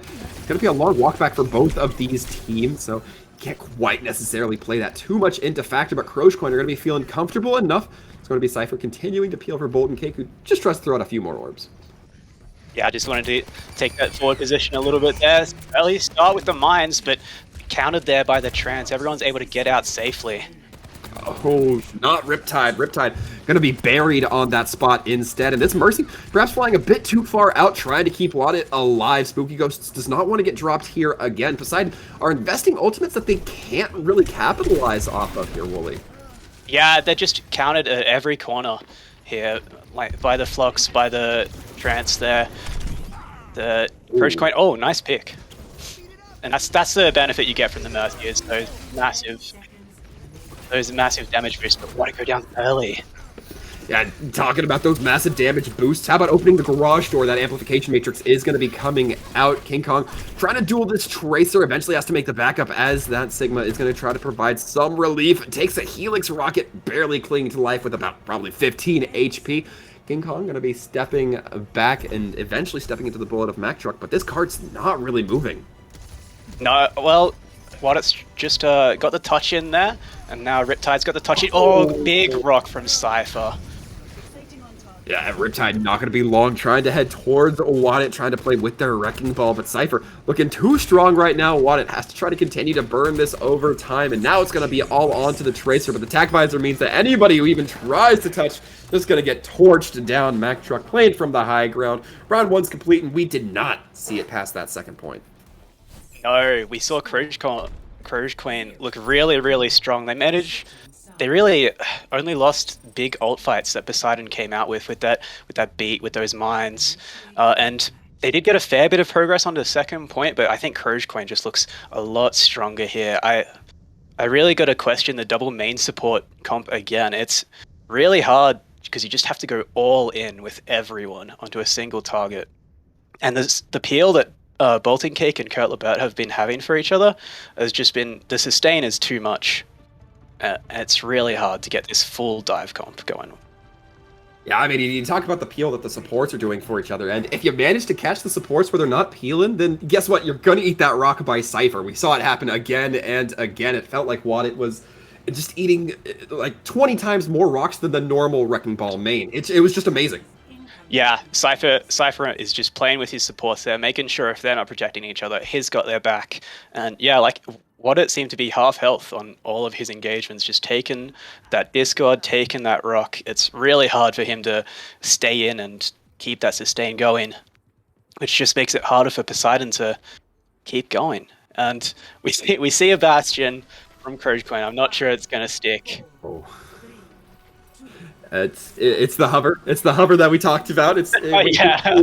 We declared that was not going to stick. So we're fine there, Willie. No streaks broken yet. But that Bastion is going to be subbed out for that Tracer. Camoran going to be looking to get that quick damage, and Poseidon are not going to be playing with those long range hit scan or projectile heroes. Instead, they're going to be playing very dive focused. Yeah, again, they just want to go all in on this dive, try and catch out Bolting Cake and Kurt Lebert, and maybe even Mac Truck here. But they're giving up a lot of space so far to do this. You do see Bolting Cake up by himself a little bit. They might look to try and go on him. So, Wadit goes a bit too Oh far. my god. Sure what they were going for there. They had the opportunity to pile drive into the front line, at least with the rest of their team. But now Spooky Ghost has to make a very uncomfortable maneuver. Instead, it's just going to land them into the land of pain. Crogecoin now, I believe, didn't even lose a member, and they get this cart pretty far into first. Yeah, Poseidon just tried to go when they didn't really have anything set up. They just jumped right on in, and Wadit took the rock again and had the Discord on him, just couldn't sustain. And we see Wadit actually switch over to the Diva now. And they're going to go onto the Lucio Moira as well, just try and play super, super fast, but early pick onto Spooky Ghosts. I like this Diva pick perhaps just a little bit better. We'll see if Wadit is quite up to chalk on it. Continuing to play on that cart, but can't quite deal the damage they need to in order for the rest of their team to capitalize. Instead, it's just more members up the side and going down one by one. Wadit gets ejected eventually, and Camoran quick to be there with the cleanup, making sure that that cart gets to first in with just under 5 minutes. Yeah, it was a really fast fight there from Poseidon. They just wanted to make that last touch, take some time off, perhaps, but they couldn't really do much. They didn't have the position into. They get one pick, but that's all they can really manage. Now, you see Crogecoin already have positioning on this high ground, actually. Truck, that's a big pick. It's unfortunate because King Kong goes in there, throws the pulse bomb, pays with their life, and then all it does is take down an immortality field. Camoran going to be finding their pulse bomb to be equally ineffective, but so far Crogecoin still holding this high ground. It's looking like it was when they were on defense. They're just maintaining this great posturing. Yeah, really, really good positioning from them. You love to see just this early... Oh, big flux. Wow, that was... Massive. Yeah, that was a great catch from Cypher. I believe it looked like they were just trying to go for one member, the Riptide, but I believe they also caught Spooky Ghosts in it. That takes both your supports out, and as well, that wraps the game up right neatly in your pocket. Crogecoins making Junkertown be a quick set of affairs. Yeah, that's a great win there from Crogecoin. Already taken the 2-0. They looked absolutely dominant. Haven't lost a map yet this tournament, and they're going to look really strong going forward, taking down the #1 seed Poseidon there. And now Poseidon going to be in a rough spot, no longer in that dominant position, but as we wrap things up with that play of the game, the Zenyatta, something you haven't seen too often, at least not proportionally, Willie. No, you didn't see a lot of it in Overwatch 1, but, you know, those buffs coming through Overwatch 2, even though he's lost that 25 health, still has that big kick. You love to see it, and some really good orbs there. Yeah, so some fantastic plays coming in from Crogecoin, and so far, I gotta be honest, Willie, I can't be too disappointed by that. We had some fantastic performances coming through from this team. Yeah, absolutely. They looked absolutely dominant in both maps. They just were setting the tempo, setting up super, super early on that poke comp. You saw them just know exactly where they wanted to go. They were peeling for each other. And then on the first map, Lijiang, their tempo was just always on. They were always looking to take the first fight, take those first ultimates. It was a really, really strong showing there from Crogecoin. It was. I don't think Poseidon has anything to necessarily be too disappointed in just yet. They will still be hanging around, but by a thread. Unfortunately, however, folks, that is it for us tonight. A quick end to this set of affairs. However, we will be kicking it over to the main channel here in just a bit, so make sure you stick around, catch those last few moments of the next games. For this broadcast, it has been Sir Waltham and Wooly, and Wooly, it's been fantastic. Yeah, had a great time. Thanks for coming out, guys. It was a great game, and hope you enjoy the main stream.